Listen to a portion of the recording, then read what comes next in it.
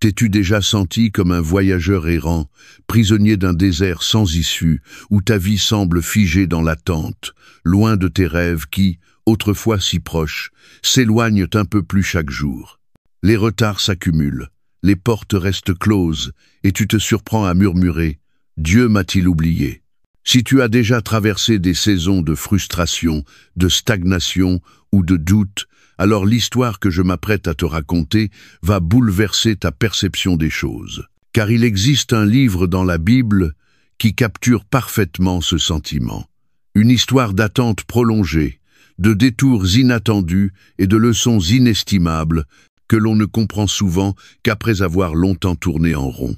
Le livre des Nombres, souvent négligé dans la lecture biblique, recèle pourtant des secrets profonds sur la manière dont Dieu agit dans les temps d'épreuve. Il nous révèle pourquoi les Israélites ont erré 40 ans dans le désert, pourquoi leur chemin fut semé d'embûches et de retards, et surtout, ce qui les a empêchés d'entrer dans la terre promise alors qu'elle était juste devant eux.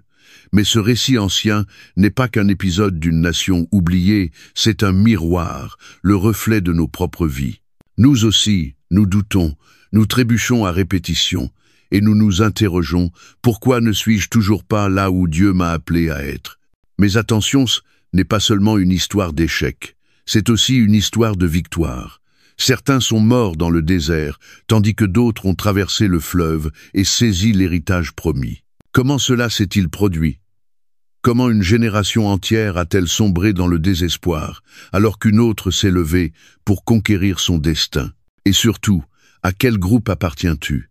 Es-tu de ceux qui restent bloqués par la peur et l'hésitation, ou de ceux qui avancent avec foi et prennent possession des promesses de Dieu?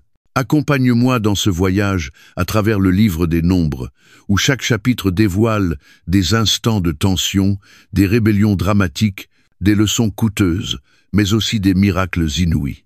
Ensemble, nous découvrirons pourquoi Dieu a instauré des règles si strictes, pourquoi certains ont continué à douter malgré les prodiges qu'ils avaient vus, et pourquoi, parfois, le désert n'est pas une punition, mais une préparation. Alors, es-tu prêt à découvrir la clé pour sortir de ton propre désert? Montre ta détermination en commentant ci-dessous et entre dans cette exploration avec un cœur ouvert car ce qui suit pourrait bien transformer à jamais ta manière de vivre ta foi. Avant de commencer, nous vous invitons à cliquer sur « J'aime » et à vous abonner à la chaîne. Ce voyage, c'est celui de la parole de Dieu racontée avec le cœur et la foi. Chaque geste de soutien, aussi simple soit-il, nous encourage profondément et permet à la parole du Seigneur de toucher d'autres cœurs en quête de vérité et d'espérance. Maintenant, embarquons ensemble dans l'histoire spéciale du jour, là où les pages de la Bible prennent vie, avec profondeur et lumière. À travers l'histoire, rares sont les chefs qui ont porté un fardeau aussi lourd que celui de Moïse. Né dans l'oppression, mais appelé à être un libérateur, élevé dans le luxe des palais égyptiens, mais destiné à marcher sur le chemin de la souffrance, choisi par Dieu, mais sans cesse mis à l'épreuve par le peuple même qu'il était venu sauver. Sa vie fut jalonnée de transitions spectaculaires, des cours de Pharaon aux étendues arides du désert, d'un fugitif en exil à un prophète qui parlait face à face avec le Tout-Puissant. Il fut à la fois berger, médiateur, juge et intercesseur, mais plus que tout, il fut un homme dont la fidélité à Dieu façonna le destin d'une nation entière. Le livre des Nombres saisit l'une des périodes les plus déterminantes de sa vie, une saison où son leadership fut éprouvé non seulement par les adversités extérieures, mais surtout par le doute incessant et la rébellion persistante de son propre peuple.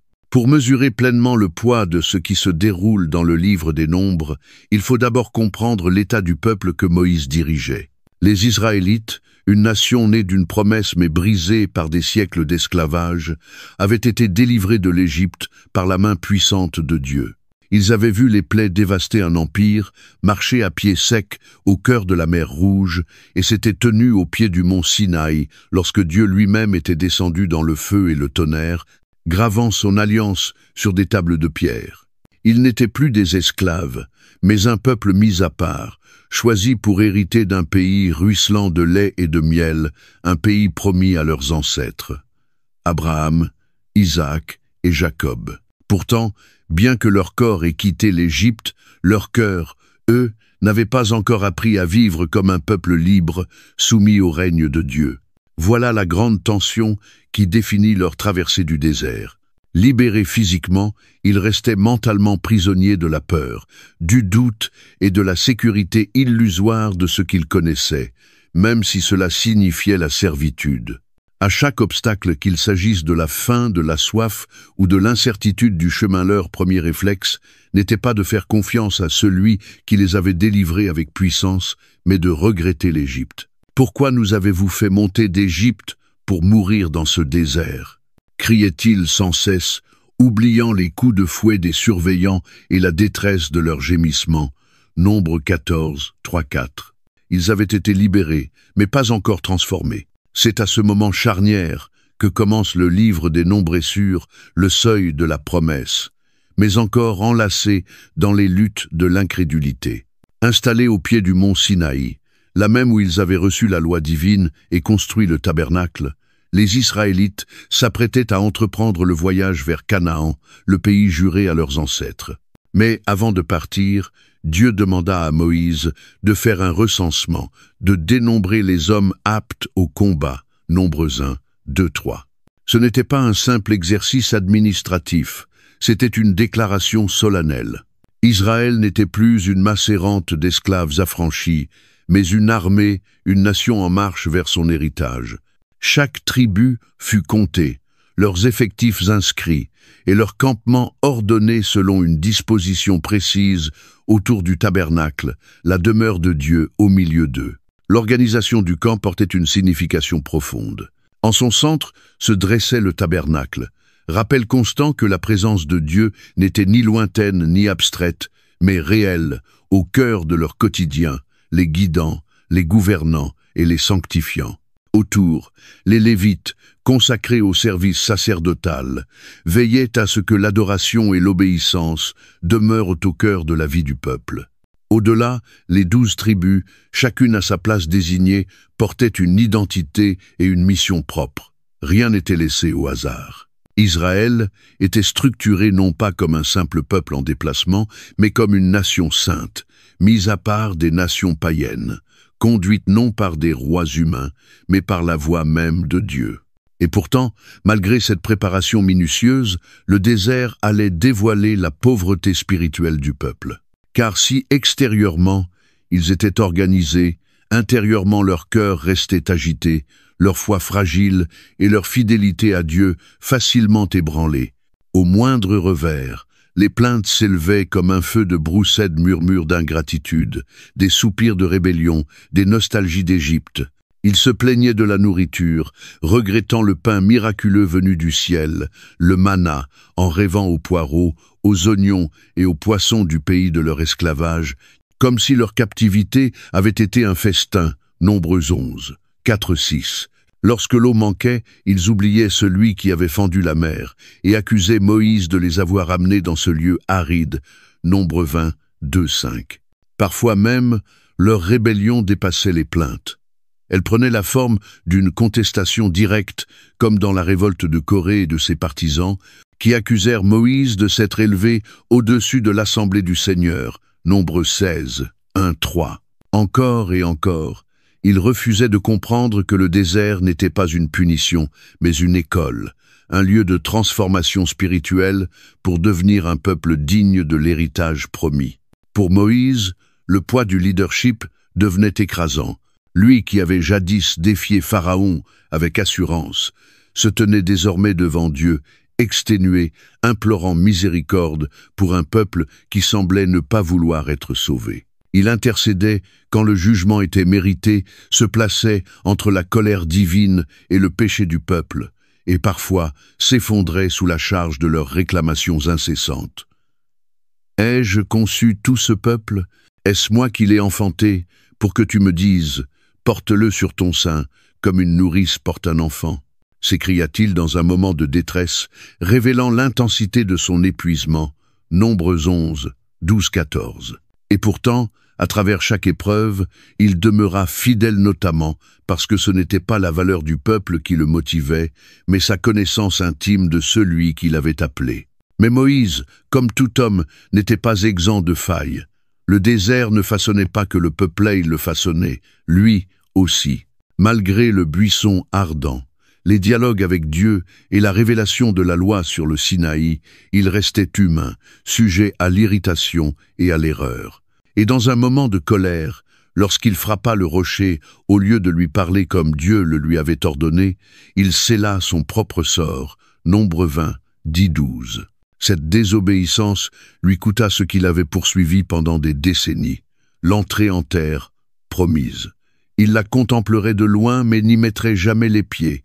Le livre des Nombres est bien plus qu'un récit historique d'un peuple en marche. C'est un miroir de notre propre parcours intérieur. Il révèle combien le cœur humain s'attache facilement à la peur plutôt qu'à la foi, combien nous oublions vite la fidélité passée de Dieu face aux épreuves présentes, et à quel point nous résistons au processus nécessaire de transformation pour entrer dans notre destinée spirituelle. C'est l'histoire d'un peuple qui aspirait à la promesse tout en rejetant le chemin qui y menait, d'un leader écrasé par la responsabilité mais demeurant fidèle, et d'un Dieu dont la patience surpasse les égarements de son peuple. En marchant dans les pages de ce livre, nous nous reconnaîtrons dans les Israélites, luttant pour faire confiance dans les saisons d'incertitude. Nous apprendrons aux côtés de Moïse ce que signifie conduire avec humilité et persévérance. Et plus que tout, nous découvrirons la fidélité inébranlable de Dieu car, même dans le désert, il n'a jamais abandonné les siens. Et toi, reconnais-tu les déserts que Dieu utilise pour te préparer? Laisse ce récit t'interpeller en profondeur et permets à ta foi de croître là où tout semble stérile. Le livre des Nombres n'est pas simplement un récit historique retraçant la traversée du désert par Israël. C'est un plan spirituel, un témoignage de l'ordre divin, un journal de la foi et de la chute, et par-dessus tout, une proclamation de la fidélité inlassable de Dieu. En son cœur, ce livre est structuré autour de deux recensements majeurs, l'un au commencement du voyage, l'autre à sa conclusion, bien que ces listes puissent sembler être de simples tâches administratives des noms, des chiffres, des données statistiques destinées à l'organisation militaire et tribale la vérité, et que ces recensements révèlent bien plus que des effectifs. Il marque le passage d'une génération à une autre, les conséquences de la désobéissance et le déroulement du plan rédempteur de Dieu. Il nous confronte à une question essentielle. Faisons-nous partie de ceux qui entrent dans les promesses de Dieu, ou mourrons-nous dans le désert de l'incrédulité? Le premier recensement, effectué au mont Sinaï, survient à un moment déterminant dans l'histoire d'Israël. Après avoir été miraculeusement libérés d'Égypte, les Israélites se préparent désormais à entrer en Canaan, le pays promis à leur père. Ils ne sont plus des esclaves, mais une armée en devenir, un peuple appelé à faire la guerre pour s'approprier son héritage. Dieu ordonne à Moïse de compter tous les hommes de 20 ans et plus, aptes à combattre, Nombres 1, 2, 3, signifiant ainsi que leur voyage n'était pas qu'un pèlerinage spirituel, mais une conquête à part entière. Alors que Moïse procède au dénombrement, tribu par tribu, nom par nom, le résultat est frappant. La nation est immense. Plus de 600 hommes sont recensés comme étant prêts au combat. Nombres 1, 46. Ce qui signifie que, si l'on inclut femmes et enfants, la population d'Israël aurait pu dépasser les 2 millions. Il ne s'agissait donc pas d'un petit groupe errant dans le désert, mais bien d'une nation en gestation, sur le point de franchir un seuil décisif dans son histoire spirituelle. Pourtant, malgré leur force numérique, leur foi demeurait fragile et leur cœur encore tourné vers l'Égypte. Ils avaient été recensés pour la guerre, mais ils n'étaient pas encore prêts à livrer combat. Dieu organise leur camp autour du tabernacle, les Lévites étant placés en son centre, chargés de garder le sanctuaire de sa présence. Nombre 2, 1-34. Chaque tribu a sa place, son rôle, sa responsabilité. Ce n'est pas seulement une structure militaire, mais une déclaration spirituelle. La victoire ne dépendrait ni des chiffres ni des stratégies, mais d'une vie centrée sur la présence divine, d'une soumission totale au rythme de Dieu, avançant quand sa nuée se levait, s'arrêtant quand elle se posait. Nombre 9, 15-23. Pourtant, malgré cet ordre divin, un mal profond rongeait le peuple. Le premier recensement concerne une génération qui avait vu la puissance de Dieu de ses propres yeux, qui avait été arrachée à l'oppression, qui avait reçu la loi sainte, mais qui manquait cruellement d'une chose, la confiance. Lorsqu'ils entendirent les rapports effrayants sur les géants de Canaan, leur foi s'effondra, et la peur les submergea. Nombre 13, 30 et 1-33. Le refus de croire que Dieu accomplirait ce qu'il avait promis entraîna un décret radical. Aucun d'eux, hormis Josué et Caleb, n'entrerait dans le pays. Nombre 14, 29-30. Tous ceux qui avaient été comptés dans le premier recensement allaient mourir dans le désert, un par un, jusqu'à ce qu'une génération entière disparaisse. 40 années plus tard, après une longue errance marquée par la rébellion, la provision divine et la discipline, un nouveau moment décisif arrive. Un second recensement est effectué sur les plaines de Moab, à la frontière du pays promis, Nombre 26, 1-2. Mais ce n'est pas une simple répétition du premier, c'est une remise à zéro divine, un moment de bilan spirituel, une transition entre le passé et l'avenir. Les noms recensés sont désormais différents. Tous les hommes du premier recensement, à l'exception de Josué et Caleb, avaient disparu, engloutis par le désert de l'incrédulité. Ces guerriers en puissance ne sont pas morts au combat contre les Cananéens, mais terrassés par leur propre refus de faire confiance aux promesses de Dieu. Le second recensement est à la fois une nécrologie et un manifeste de renouveau, un témoignage de ceux qui sont tombés et de ceux qui se sont levés à leur place. Et même alors que cette nouvelle génération se tient à la lisière du pays promis, les échos des échecs passés résonnent encore. Vont-ils répéter les fautes de leur père ou avancer avec foi? Ce moment n'est pas qu'un calcul d'effectifs, c'est une mise à l'épreuve spirituelle, une ligne de démarcation entre ceux qui ont péri et ceux qui hériteront.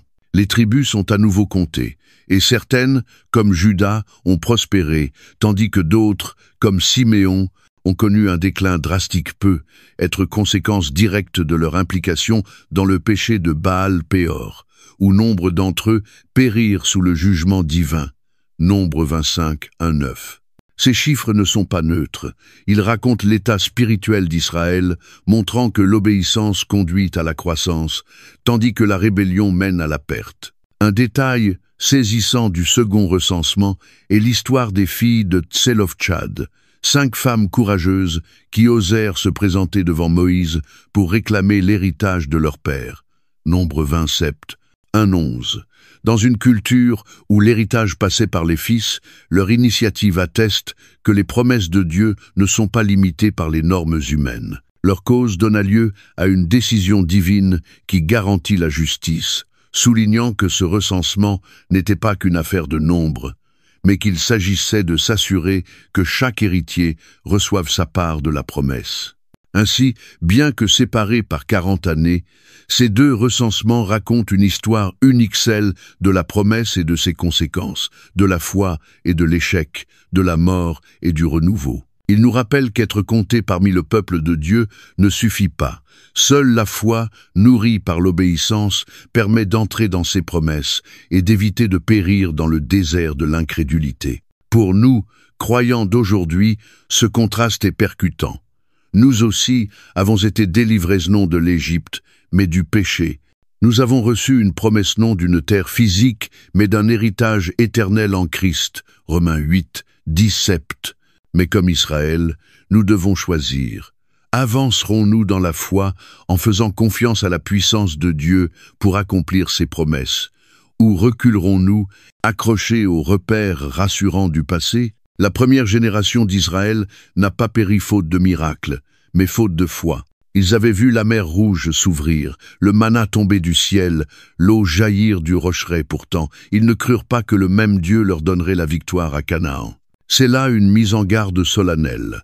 Les miracles ne suffisent pas à entretenir la foi, c'est la confiance dans le caractère de Dieu qui la fait grandir. Le second recensement nous enseigne que les promesses de Dieu restent inchangées, mais que son héritage revient à ceux qui choisissent de lui faire confiance. Les enfants de la génération rebelle ne reçurent pas leur part parce qu'ils étaient meilleurs, mais parce qu'ils crurent là où leur père avait douté. Leur histoire nous lance un appel brûlant.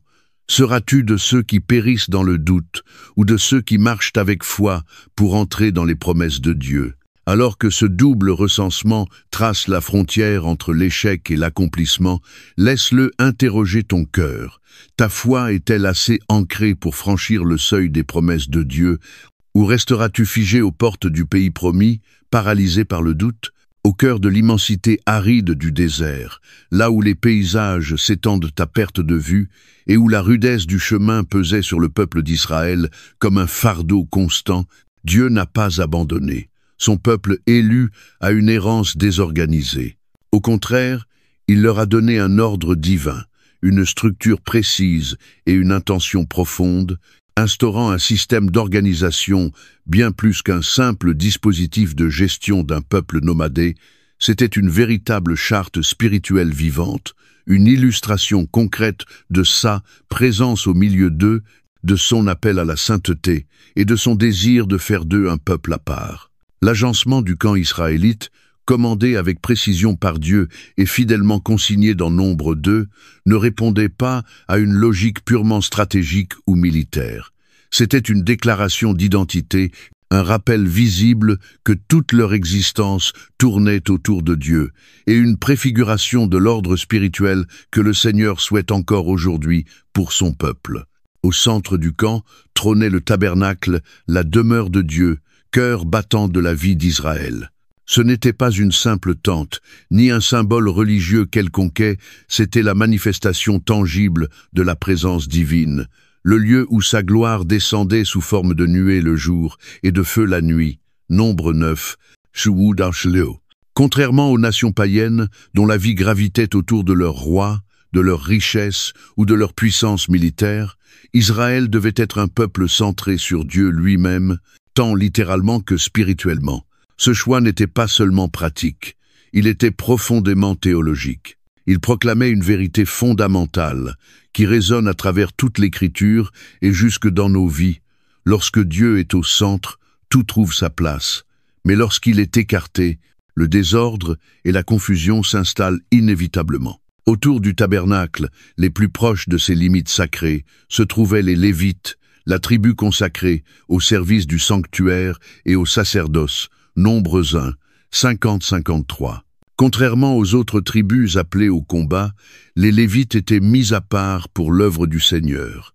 Leur héritage ne résidait ni dans la terre ni dans les richesses, mais dans le privilège incomparable de s'approcher de Dieu, Nombre 18, 20 et 1. Leur position centrale soulignait un message clair. L'adoration et l'obéissance n'étaient pas des éléments secondaires de la vie communautaire, mais bien ses fondements essentiels. La présence des Lévites formait aussi une barrière protectrice entre le peuple et la sainteté divine, rappelant constamment que l'on ne s'approche pas de Dieu à la légère, mais dans la révérence et l'humilité. Au-delà des Lévites, dans une disposition précise, se dressaient les 12 tribus d'Israël, chacune positionnée selon l'ordre prescrit, formant un carré parfait autour du sanctuaire. Dieu avait commandé que 3 tribus campent de chaque côté à l'est, au sud, à l'ouest et au nord leurs bannières flottant au vent, affirmant leur identité propre. Nombre 2, 1-34. Cette disposition n'était en rien arbitraire. Elle avait été soigneusement ordonnée pour refléter à la fois l'unité et la mission commune. Ainsi, la tribu de Juda, destinée à la royauté, occupait le côté est en tête du camp lors des déplacements, Nombre 2, 3-9-1, avant-goût prophétique de la lignée royale d'où naîtrait Jésus, le lion de Juda, Apocalypse 5-5. Les autres tribus suivaient selon leur appel et leur fonction, formant une nation ordonnée, sainte, disciplinée et entièrement consacrée à Dieu. Ce qui frappe dans cette organisation, c'est qu'elle ne se limitait pas au temps de repos. Elle déterminait aussi l'ordre de marche du peuple. Lorsque la nuée de la présence divine se levait du tabernacle pour signaler le départ, Les tribus ne partaient pas en désordre, mais avançaient selon l'ordre établi dans le camp, Nombre 10, 11-28. Il ne s'agissait pas d'une armée conventionnelle, mais d'un peuple dont chaque pas était rythmé par la conduite divine, apprenant ainsi que la victoire ne dépendait pas de l'ambition humaine, mais de l'obéissance absolue à la direction de Dieu. Et pourtant, malgré cette structure sacrée, les Israélites peinaient à en saisir la signification profonde. Trop souvent, leurs actes prouvaient que, bien qu'extérieurement disposés selon le plan divin, leur cœur, eux, n'était pas toujours en phase avec la volonté de Dieu. Ils murmuraient contre la manne, s'impatientaient face au calendrier divin, regrettaient les plaisirs d'Égypte et contestaient l'autorité de Moïse, ignorant que l'ordre même de leur camp était censé leur enseigner la confiance, l'unité et la dépendance à la présence divine. Chaque plainte contre la nourriture, chaque peur des géants, chaque révolte contre le leadership n'était pas qu'un simple acte de mécontentement, c'était un rejet de l'ordre établi par Dieu pour leur propre bénédiction. C'est ici que les leçons du camp d'Israël dépassent le cadre historique pour toucher directement notre réalité. De la même manière que Dieu s'est placé au centre de la vie du peuple, il nous appelle chacun à organiser nos vies autour de sa présence. Lorsque nos priorités, nos choix et nos affections sont centrés sur lui, un ordre nouveau s'installe, un ordre porteur de clarté, de paix et de force. Mais lorsque d'autres choses prennent cette place, qu'il s'agisse de la réussite, des relations, de l'ambition personnelle, ou même d'une vie religieuse dépourvue de réelle dévotion, le désordre s'installe inévitablement. Le rôle des Lévites nous rappelle également que l'adoration n'est pas un simple volet de notre foi, mais en est le cœur battant. Tout comme leur position soulignait l'importance de la sainteté et du service, nous sommes appelés, nous aussi, à être un sacerdoce royal, une nation sainte mise à part pour Dieu. 1 Pierre 2, 9. Cela dépasse largement le cadre des activités religieuses. C'est un style de vie, une conscience constante de la présence de Dieu, une adoration vécue à travers nos actions, nos relations et notre obéissance quotidienne. La disposition des tribus, chacune à sa place assignée, révèle aussi la beauté de l'ordre dans le corps de Christ. Tout comme Israël était formé de tribus distinctes avec des rôles spécifiques, l'Église est composée de membres différents, chacun doté de dons particuliers, positionnés selon le dessein souverain de Dieu.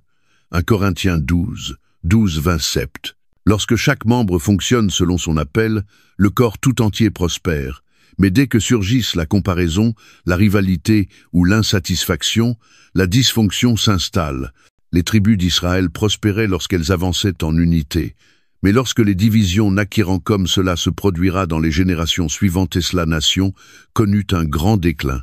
C'est un rappel puissant. L'unité dans l'ordre de Dieu n'est pas un luxe, c'est une nécessité vitale. Enfin, le fait qu'Israël ne bougeait que lorsque Dieu le commandait nous enseigne une vérité profonde sur le temps divin et l'obéissance. Comme eux, nous devenons parfois impatients lorsque la présence de Dieu semble s'attarder ou nous précipitons en avant alors qu'il ne nous a pas encore appelés à avancer. Mais Israël a appris souvent à ses dépens qu'avancer sans l'approbation divine, c'est courir à la catastrophe, tandis qu'attendre en Dieu, c'est marcher vers la victoire. Dans nos propres vies, avons-nous cette foi qui nous permet de rester en place lorsqu'il nous appelle à patienter et d'avancer lorsque sa nuée se lève?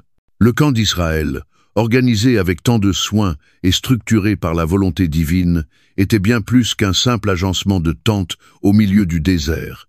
C'était le reflet du caractère de Dieu, de sa sainteté, de son ordre et de son désir d'habiter parmi son peuple. Il témoignait visiblement que lorsque Dieu est au centre, tout s'organise selon son dessein. Et de la même manière qu'il appela Israël à être un peuple mis à part, il nous appelle aujourd'hui à organiser nos vies autour de sa présence, à vivre dans l'unité, à embrasser notre vocation céleste et à faire confiance à sa direction parfaite. Que ton cœur se laisse interpeller par cet agencement diviné, que tu choisisses de marcher, pas selon ton propre rythme, mais selon le mouvement de sa nuée, afin que ta vie soit ordonnée, habitée et transformée par la présence du Dieu vivant. Depuis les premiers instants de son alliance avec Israël, la relation de Dieu avec son peuple n'a jamais été pensée comme quelque chose d'ordinaire ou de superficiel. Elle était un appel divin à une vie mise à part, une marche de transformation exigeant une dévotion totale, une obéissance sans faille et une conscience profonde de sa sainteté. Les lois de pureté, qui peuvent paraître rigides voire désuètes aux lecteurs modernes, n'étaient pas de simples restrictions légalistes imposées à Israël, mais une révélation saisissante de la nature de Dieu, un appel à se séparer de la corruption des nations environnantes, et une invitation à demeurer dans la présence du Très-Haut. Ces lois, minutieusement détaillées dans Nombre 5 à 6, ne concernaient pas qu'une propreté extérieure. Elle reflétait une réalité spirituelle beaucoup plus profonde, celle selon laquelle pour se tenir devant un Dieu saint, il fallait être pur de corps et de cœur, lavé non seulement à l'extérieur, mais aussi à l'intérieur, libéré de toute souillure et entièrement consacré à lui.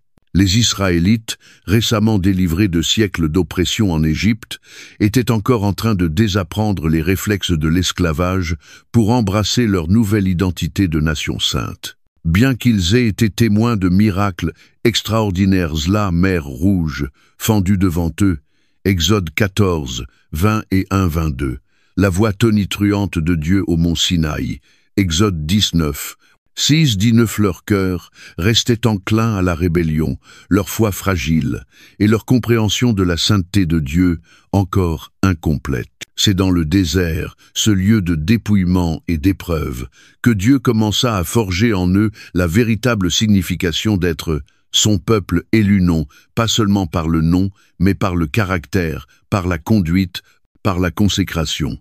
Les lois de pureté étaient une structure concrète leur enseignant que la sainteté n'était pas facultative, mais une attente divine, que porter le nom du Seigneur impliquait de vivre autrement, de penser autrement, d'agir différemment dans tous les domaines de la vie. Ces lois touchaient plusieurs sphères essentielles: la propreté physique, l'intégrité morale, la responsabilité relationnelle et la dévotion spirituelle. Chacune d'elles avait un poids significatif, non seulement pour l'individu, mais pour la communauté tout entière. Un des premiers commandements donnés en Nombre 5, 1-4, était d'exclure du camp ceux qui étaient rituellement impurs, que ce soit à cause d'une maladie, d'un écoulement ou du contact avec un cadavre. À notre époque, cela peut sembler dur, voire discriminatoire. Mais pour Israël, c'était un rappel solennel. La présence de Dieu habitait dans le tabernacle, et là où réside sa sainteté, aucune impureté ne peut subsister. Il ne s'agissait pas d'un rejet social, mais d'une réalité spirituelle. Le péché, la souillure et toute forme d'impureté ne pouvaient cohabiter avec la sainteté divine. Cette séparation était à la fois un symbole et une protection, soulignant que même un compromis minime pouvait corrompre l'ensemble, comme un levain qui fait lever toute la pâte. Galates 5, 9. Mais la sainteté ne s'arrêtait pas à la propreté rituelle. Elle s'étendait à l'intégrité morale et aux relations humaines. En Nombre 5, 5-10, Dieu traite de la nécessité de confesser ses fautes et de faire restitution, montrant que le péché n'est jamais un acte isolé, mais qu'il affecte toute la communauté. Lorsqu'un individu portait préjudice à un autre, il ne suffisait pas de ressentir du regret. Il fallait réparer l'injustice, restituer ce qui avait été pris et ajouter un cinquième de sa valeur en signe de repentance sincère. Cette loi révèle une vérité fondamentale. La sainteté ne se limite pas à éviter le mal, mais implique de réparer ce qui a été brisé, de vivre selon les principes de justice, de miséricorde et de droiture qui reflètent le caractère de Dieu. Là où les nations environnantes toléraient la tromperie et l'injustice, Israël devait être un peuple de vérité, d'équité et de réconciliation. L'un des passages les plus marquants, les plus déroutants de ces lois, est celui du test d'infidélité conjugale, Nombre 5, 11, 30 et 1. Dans une société où une accusation pouvait facilement détruire une vie, Dieu établit un processus surnaturel dans lequel lui seul révélait la vérité. La femme soupçonnée buvait une eau amère, et le jugement reposait entièrement entre les mains de Dieu. Aussi étrange que cela puisse paraître à nos yeux modernes, ce rituel garantissait que la culpabilité ne soit pas déterminée par le soupçon ou les pressions sociales. Dieu se faisait juge des cœurs, Jérémie 17, 10, protégeant ainsi contre l'injustice et soulignant l'importance de la fidélité dans le mariage, mais aussi sa souveraineté dans tout jugement. Au-delà de la pureté relationnelle, Dieu offrait aussi un chemin de consécration volontaire à travers le vœu de Naziréa, Nombre 6, 1, 20 et 1. Contrairement aux lois obligatoires, ce vœu permettait à tout homme ou femme de se consacrer temporairement à Dieu d'une manière exceptionnelle, en s'abstenant de vin, en évitant tout contact avec la mort et en laissant pousser leurs cheveux comme signe visible de leur engagement. Ce n'était pas une obligation, mais une invitation, une opportunité d'aller plus loin, de chercher Dieu avec une intensité hors du commun. Des figures majeures comme Samson, Juge 13, 5, et Jean-Baptiste, Luc 1, 15, ont vécu sous ce vœu, montrant combien Dieu honore ceux qui désirent ardemment plus de lui. Ce qui se dégage de l'ensemble de ces lois, c'est que la sainteté n'a jamais été une simple affaire de rite ou d'apparence extérieure. Elle concerne la transformation du cœur, l'alignement de toute une vie sur la pureté, la justice et la consécration que Dieu incarne. Israël était appelé à être saint, car Dieu est saint. Lévitique 19, 2, 1 Pierre 1, 15-16. Et leur obéissance était un témoignage vivant adressé aux nations. Ils étaient différents, mis à part, guidés non par des normes humaines, mais par les instructions d'un Dieu parfait. Tandis que les peuples alentours adoraient des idoles, se vautraient dans la débauche et recherchaient le pouvoir à tout prix, Israël devait valoriser la justice plus que la richesse, la pureté plus que le plaisir, et l'obéissance plus que l'ambition. Pour les croyants d'aujourd'hui, les lois de pureté de nombre peuvent sembler lointaines, mais leur message demeure puissamment actuel. Même si nous ne sommes plus soumis aux rites cérémoniels de l'Ancien Testament, l'appel à la sainteté est toujours aussi exigeant. Dans un monde qui célèbre le compromis, encourage l'égoïsme et rejette l'idée de vérité absolue, Dieu appelle encore son peuple à se tenir à part, à vivre d'une manière qui reflète son caractère et à poursuivre une pureté de pensée, de cœur et d'action. 2 Corinthiens 7, 1. Nous ne vivons peu, être plus dans des tentes autour d'un tabernacle, mais nous sommes désormais nous-mêmes le temple de Dieu. 1 Corinthiens 3, 6, 17, et cette réalité nous confère une immense responsabilité. De la même manière qu'Israël devait expulser l'impureté du camp, nous sommes appelés à ôter de nos vies tout ce qui contamine notre relation avec Dieu, habitudes pécheresses, influences néfastes, ou tout fardeau qui freine notre marche vers la justice. Hébreux 12, 1. Le désert n'était pas qu'un passage vers la terre promise. Il était une école de sainteté, un lieu où Dieu façonnait un peuple capable de vivre dans sa présence. Les lois de pureté n'étaient pas des chaînes, mais une préparation, un processus de sanctification destiné à élever Israël à la hauteur de sa vocation. Et de la même manière, notre propre chemin de foi ne consiste pas seulement à recevoir les bénédictions divines, mais à devenir semblable au Christ. Romains 8, 29, marchant dans la sainteté non par obligation, mais par amour pour celui qui demeure en nous. Puissions-nous aujourd'hui entendre cet appel avec un cœur humble et disposé, et choisir, à l'image d'Israël dans le désert, de devenir un peuple pur, consacré, et digne de porter le nom du Dieu 3 fois saint. Le désert n'était pas seulement une terre stérile de sable et de rocailles. C'était un lieu de transformation, un sanctuaire de l'épreuve où Dieu façonnait son peuple, lui apprenant ce que signifie réellement lui faire confiance. Tandis que les Israélites avançaient à travers ces étendues sauvages et inconnues entre l'Égypte et Canaan, ils n'avaient ni carte, ni boussole, ni sentier tracé par les générations passées. Leur seul guide, c'était Dieu lui-même, manifestant sa présence d'une manière saisissante et indubitable. Le jour, une nuée les couvrait, les protégeant de la chaleur accablante du soleil du désert. La nuit, une colonne de feu perçait l'obscurité, éclairant leur route et rappelant qu'ils n'étaient jamais seuls. Nombre 9, 15-23. Ces signes n'étaient ni des phénomènes naturels, ni des symboles abstraits, ils étaient la preuve visible, tangible, de la conduite divine, de sa présence fidèle et de son appel à une confiance absolue. La nuée de jour n'était pas seulement un abri contre le soleil, elle témoignait que Dieu gouvernait souverainement chaque étape de leur marche. Quand la nuée se posait sur le tabernacle, le peuple savait qu'il devait rester sur place, que ce soit pour un jour, une semaine, un mois ou davantage. Mais dès que la nuée se levait, signalant le départ, il devait démonter le camp et suivre, quel que soit le moment ou le confort du lieu. Nombre 9, 20 et 1-23. Cette dynamique exigeait une obéissance radicale, un abandon total, car ils ne connaissaient ni la durée de leur séjour, ni la direction future. Leur vie dépendait entièrement du calendrier divin. Ils marchaient quand Dieu marchait, ils s'arrêtaient quand il le leur commandait. Et la nuit, lorsque l'obscurité recouvrait le désert, lorsque les dangers se faisaient menaçants et que l'inconnu enveloppait les tentes du camp, la colonne de feu resplendissait, offrant non seulement de la lumière, mais aussi un profond sentiment de sécurité. Ce feu n'était pas qu'un signal lumineux, c'était une déclaration. La présence de Dieu était leur protection ultime, leur rempart contre la peur, l'assurance que, même dans l'inconnu, ils n'étaient jamais abandonnés. Tandis que les autres nations se reposaient sur leurs murailles et leurs armées, Israël trouvait sa sécurité dans la présence du Dieu vivant, dans cette flamme qui traversait la nuit.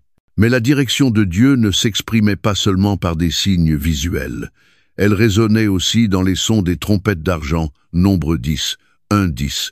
Ces trompettes n'étaient pas de simples instruments de cérémonie. Elles transmettaient des appels précis à un peuple nombreux, parmi lequel chaque signal avait une signification vitale.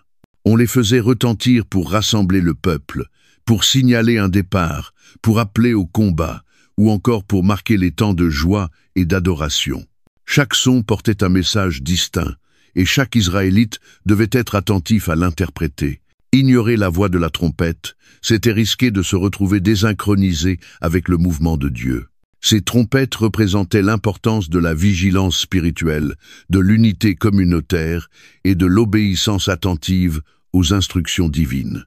De la même manière que la nuée et le feu guidaient le corps, les trompettes guidaient l'écoute, rappelant que le peuple de Dieu ne doit pas seulement voir ses signes, mais aussi écouter sa voix.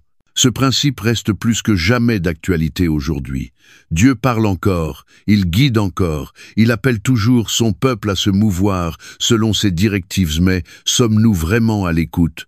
À première vue, la façon dont Israël voyageait, attendant une nuée, suivant une flamme, répondant à des sons spourés semblait passive, presque automatique.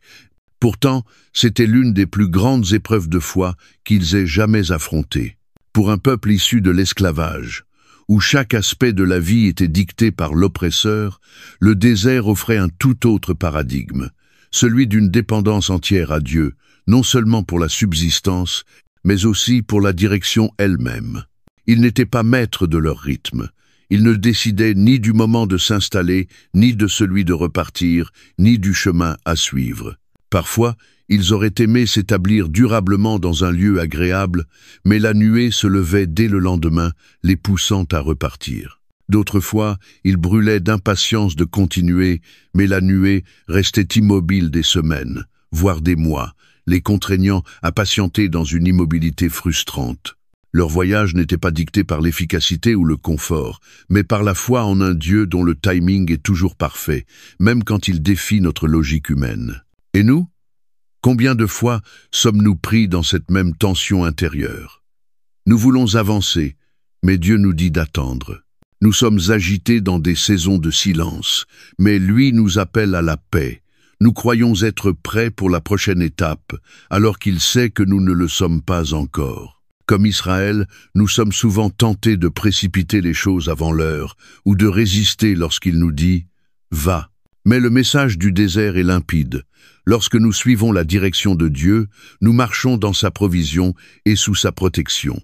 Mais si nous avançons de notre propre initiative, nous entrons dans la confusion et le danger. La nuée et le feu ne se dressent plus devant nous de façon visible, et les trompettes d'Israël ne résonnent plus dans l'air. Pourtant, les moyens par lesquels Dieu guide son peuple n'ont pas changé. Aujourd'hui encore, il parle à travers sa parole, cette lumière sur notre sentier, psaume 119, 105, à travers l'Esprit Saint qui éclaire nos pas et façonne nos cœurs. Jean 6, 13, à travers les circonstances, les conseils sages et les confirmations divines, orchestrant les événements pour nous révéler sa volonté. Proverbe 3, 5, 6. Mais sommes-nous suffisamment attentifs à cette direction, ou trop distraits par nos propres désirs pour reconnaître sa voix lorsqu'il nous dit d'attendre ou de marcher? L'histoire d'Israël dans le désert est un rappel puissant que Dieu ne cesse jamais de guider son peuple. Mais pour discerner sa direction, il nous faut apprendre à écouter, à lui faire confiance et à renoncer à nos propres projets pour embrasser les siens. La nuée ne se levait pas toujours au moment opportun. Les trompettes ne retentissaient pas toujours selon le confort du peuple. Et pourtant, ceux qui suivaient fidèlement ne se perdirent jamais, ne marchèrent jamais seuls et n'ont jamais manqué l'accomplissement de la promesse. À ceux qui aspirent à entendre la voix de Dieu aujourd'hui, le message reste le même, simple mais profond. Il parle encore, il guide encore, il prépare encore son peuple pour ce qui vient. Mais nous devons être prêts à marcher lorsqu'il bouge, à attendre lorsqu'il ordonne l'attente, et à croire que ses voies, bien qu'incompréhensibles parfois, sont toujours parfaites. Alors, que ta vie ne soit pas dirigée par tes propres cartes, mais par la nuée du ciel.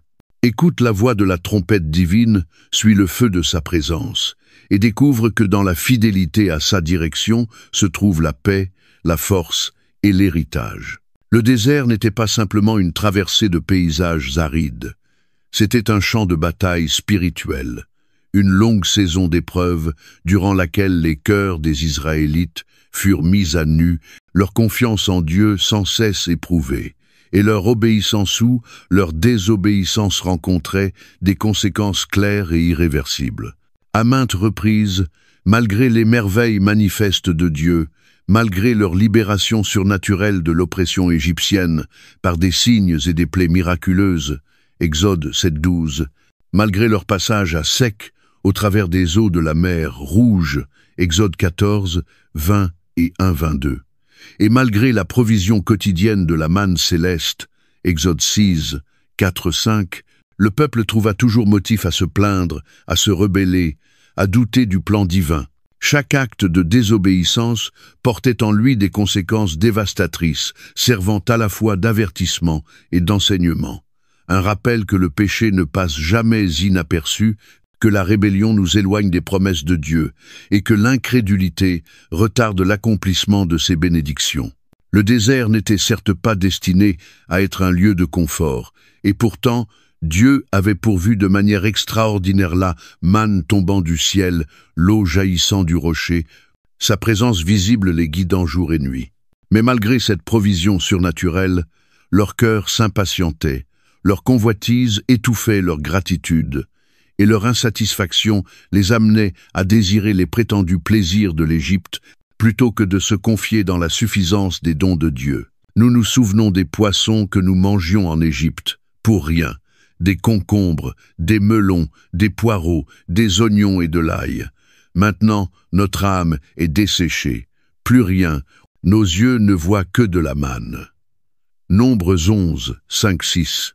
Leurs paroles respiraient l'ingratitude, effaçant d'un souffle les souffrances endurées sous la main de Pharaon.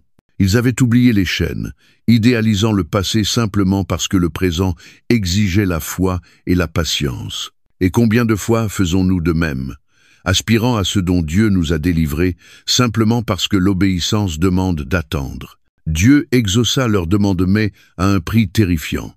Il envoya des cailles en abondance jusqu'à en former un amas autour du camp. Tandis qu'ils se régalaient, un fléau mortel s'abattit sur eux, et beaucoup périrent. Le lieu fut nommé Kibroth Hattaava. C'est, à dire, les tombeaux de la convoitise. Nombres 11, 30 et 1,34, témoignage glaçant que les choses que nous désirons le plus peuvent devenir les instruments de notre propre ruine. Mais si l'ingratitude rongeait le cœur du peuple, l'orgueil et la jalousie menaçaient la tête. Une seconde rébellion éclata, non plus depuis la foule, mais du sein même de la famille de Moïse, Myriam et Aaron. Leur plainte ouverte, est-ce seulement par Moïse que l'Éternel parle? Ne parle-t-il pas aussi par nous? Nombre 12. Deux n'étaient qu'un masque. Leur critique voilée sur le mariage de Moïse cachait en réalité une contestation de son autorité spirituelle. La réponse de Dieu fut directe et éclatante. Il les convoqua à la tente d'assignation et déclara « S'il y a un prophète parmi vous, c'est dans une vision que moi, l'Éternel, je me révélerai à lui. Mais il n'en est pas ainsi de mon serviteur Moïse. À lui, je parle bouche à bouche. » Nombre 12, 6-8. Moïse n'était pas un chef autoproclamé, mais un homme choisi, consacré par Dieu. Leur rébellion ne s'adressait donc pas seulement à lui, mais à Dieu lui-même. Et alors, dans un geste qui glaça sans doute tout le camp, Myriam fut frappée de lèpre, sa peau devenue blanche comme la neige. Mise à l'écart, déclarée impure, elle dut subir 7 jours d'isolement, exposition publique de son orgueil. Aaron, bouleversé, implora la miséricorde, et c'est Moïse lui-même qu'ils avaient défié qui intercéda pour elle. Nombre 12, 13. Et pourtant, Dieu exigea qu'elle supporte les conséquences de sa faute, preuve que la sainteté ne tolère aucun compromis, même dans les relations les plus proches. Cet épisode est un avertissement poignant contre l'orgueil spirituel et la jalousie. Remettre en cause l'appel de Dieu sur la vie d'autrui, c'est souvent, sans le dire, remettre en cause l'autorité de Dieu lui-même. Le vrai leadership, à l'image de Moïse, se caractérise non par l'ambition personnelle, mais par l'humilité, et par un cœur prêt à prier, même pour ses opposants. Mais la rébellion la plus tragique fut sans doute celle qui éclata aux portes même de la terre promise. Après des mois d'errance, d'épreuves, de miracles et de révélations, Israël atteignait enfin le seuil du pays juré. Moïse envoya 12 espions pour explorer le pays, nombre 13. Et bien qu'ils aient confirmé sa fertilité, 10 d'entre eux ramenèrent un rapport terrifiant. Le peuple qui habite ce pays est puissant. Nous étions à nos propres yeux comme des sauterelles, et c'est ainsi que nous paraissions à leurs yeux. Nombre 13, 28-33. La peur l'emporta sur la foi. Le peuple pleura, se plaignit, parla même de lapider Moïse et d'élire un chef pour retourner en Égypte. Nombre 14, 1-4. Ce n'était plus de l'hésitation, c'était un rejet manifeste de la promesse divine. Seuls Josué et Caleb prirent position, « L'Éternel est avec nous, ne les craignez point. » Nombre 14, 9. Mais le peuple refusa d'écouter. Alors Dieu prononça un verdict accablant. Cette génération, sauf Josué et Caleb, ne verrait jamais le pays promis. Pendant 40 ans une année pour chaque jour d'exploration, vous porterez la peine de vos fautes. Nombre 14, 34. À cause de leur peur, ils perdirent la promesse. Parmi toutes les rébellions, celle de Coré, Dathan et Abiram fut la plus audacieuse. Ce n'était pas un moment de faiblesse, mais une attaque planifiée contre l'autorité établie par Dieu. Prétextant l'égalité spirituelle du peuple, ils cherchaient en réalité à s'élever eux-mêmes. Nombre 6, 3. Moïse, plutôt que de se défendre, se prosterna devant Dieu et proposa une épreuve, que chacun vienne avec son encensoir devant le Seigneur. Ce fut un affront direct au sacerdoce établi par Dieu. Dathan et Abiram refusèrent même de comparaître, accusant Moïse de mensonge. Mais Dieu trancha. La terre s'ouvrit sous leurs pieds, engloutissant hommes, familles, tentes et possessions. Nombre 6, 30 et 1,33. Et les 250 hommes qui avaient offert de l'encens furent consumés par le feu du Seigneur. Leurs encensoirs, martelés en plaques, furent fixés à l'autel comme un rappel que nul ne s'attribue ce que Dieu n'a pas donné. Nombre 6, 38-40. Et même après cela, le peuple continua à murmurer, accusant Moïse d'avoir tué le peuple de l'Éternel. Nombre 6, 40 et 1. Une peste éclata alors, fauchant 700 vies, et seul l'acte sacrificiel d'Aaron, se tenant entre les vivants et les morts, arrêta le fléau. Nombre 6, 46-50. Cette révolte, plus que les autres, révèlent la gravité du péché délibéré, alimenté par l'orgueil et la volonté de renverser l'ordre établi par Dieu. Leur mort ne fut pas un simple châtiment, mais un effacement soudain, spectaculaire, destiné à marquer à jamais les mémoires. Chacune de ces rébellions, loin d'être de simples récits anciens, sont des miroirs puissants, reflétant les dangers éternels du péché. L'ingratitude qui déforme la réalité, la jalousie qui nourrit la rébellion, la peur qui paralyse la foi, et l'orgueil qui conduit à la chute. Elle nous rappelle que Dieu prend au sérieux l'obéissance, que ses promesses ne s'accomplissent que dans un cœur humble, fidèle et soumis. Le voyage dans le désert avait pour but de former un peuple prêt à hériter. Mais à cause du péché, une génération entière fut ensevelie dans les sables de l'échec. Leur histoire est à la fois un avertissement sévère et une invitation pleine d'espérance. Car aujourd'hui encore, Dieu nous appelle à marcher par la foi, à lui faire confiance malgré l'attente, à renoncer à la plainte pour embrasser la louange, à choisir l'humilité plutôt que l'ambition. Et toi, quelle voix choisis-tu d'écouter dans ton désert? Celle du doute, de la nostalgie, de l'envie, ou celle du Dieu qui te conduit pas à pas vers l'accomplissement de ses promesses? Tout au long du voyage tumultueux d'Israël dans le désert, la question de l'autorité fut un point de tension constant. À travers plaintes, murmures et rébellions ouvertes, les Israélites n'ont cessé de remettre en cause la légitimité de Moïse et d'Aaron comme dirigeants choisis par Dieu. La révolte de Coré, Dathan et Abiram, nombre 6, fut l'expression la plus directe et dangereuse de cette contestation, et bien que Dieu ait prononcé un jugement spectaculaire en les engloutissant vivants et en consumant leurs partisans par le feu, le cœur du peuple restait agité de doute et de ressentiment. Au lieu de reconnaître la gravité de leurs péchés, ils reportèrent leur colère sur Moïse et Aaron, les accusant d'avoir causé la mort des rebelles, comme si le jugement n'était pas venu de Dieu lui-même. Nombre 6, 40 et 1. En réponse à cette rébellion persistante, Dieu décida de donner un signe incontestable, un acte surnaturel destiné à mettre fin, une fois pour toutes, aux disputes sur l'autorité spirituelle. Il ne s'agissait pas d'un simple symbole, mais d'une manifestation directe de sa volonté souveraine. Dieu ordonna à Moïse de recueillir 12 bâtons, un par chef des 12 tribus d'Israël, et d'y inscrire le nom de chaque responsable. Le bâton d'Aaron devait représenter la tribu de Lévi, nombre 17, 1, 3.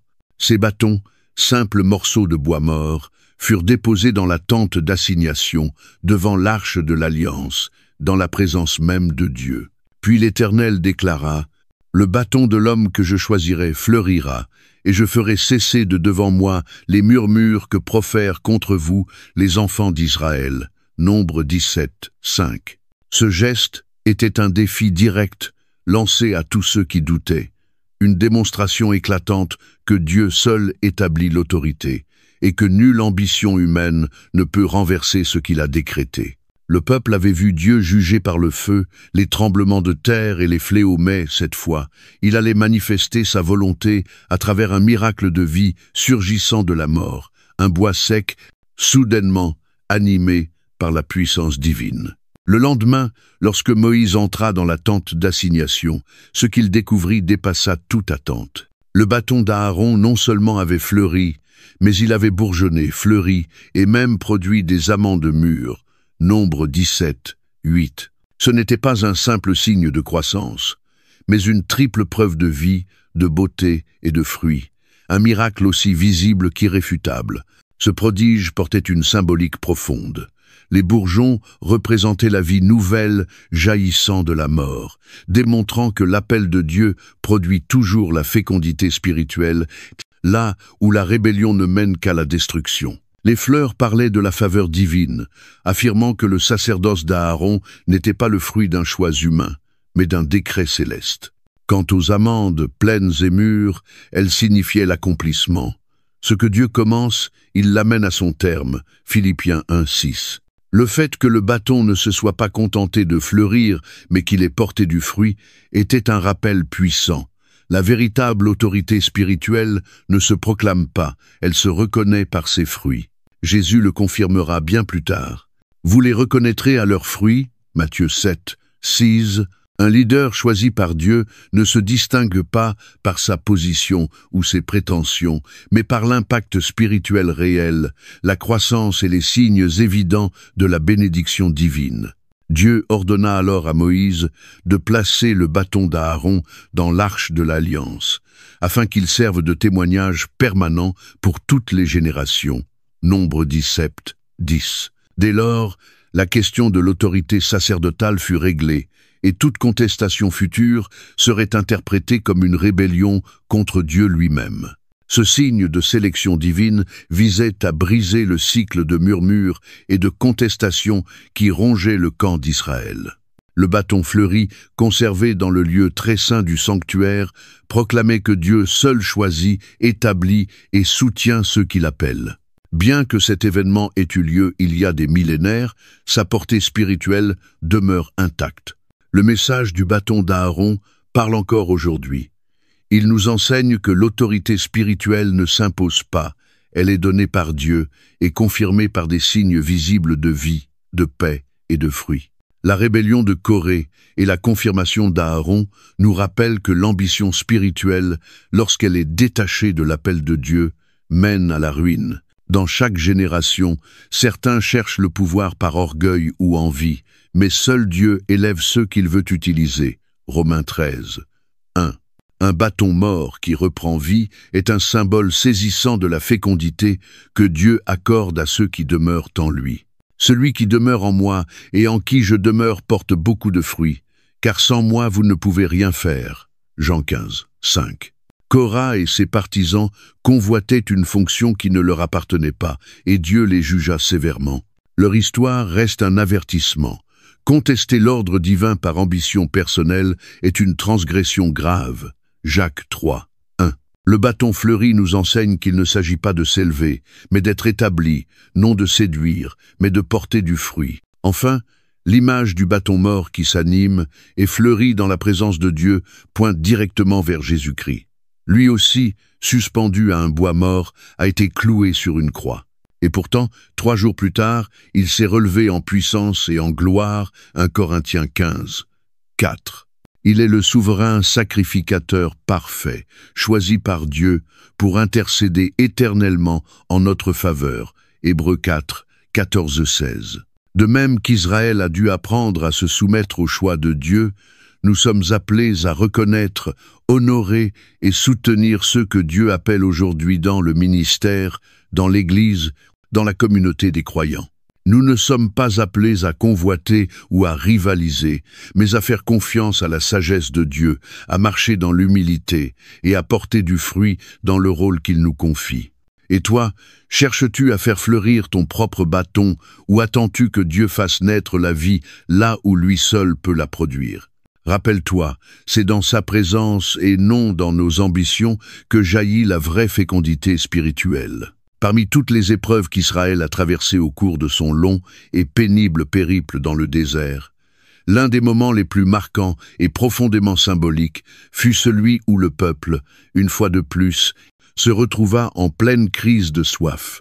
Leur cheminement avait été jalonné d'interventions divines, répétées la manne tombée du ciel, les cailles envoyées pour apaiser leur faim, des délivrances miraculeuses face à leurs ennemis. Pourtant, malgré cette fidélité divine manifestée maintes fois, leurs cœurs restaient prompts à douter et leurs bouches promptes à se plaindre. Cet épisode particulier, cependant, ne parlait pas seulement du manque de confiance du peuple ou de son esprit rebelle.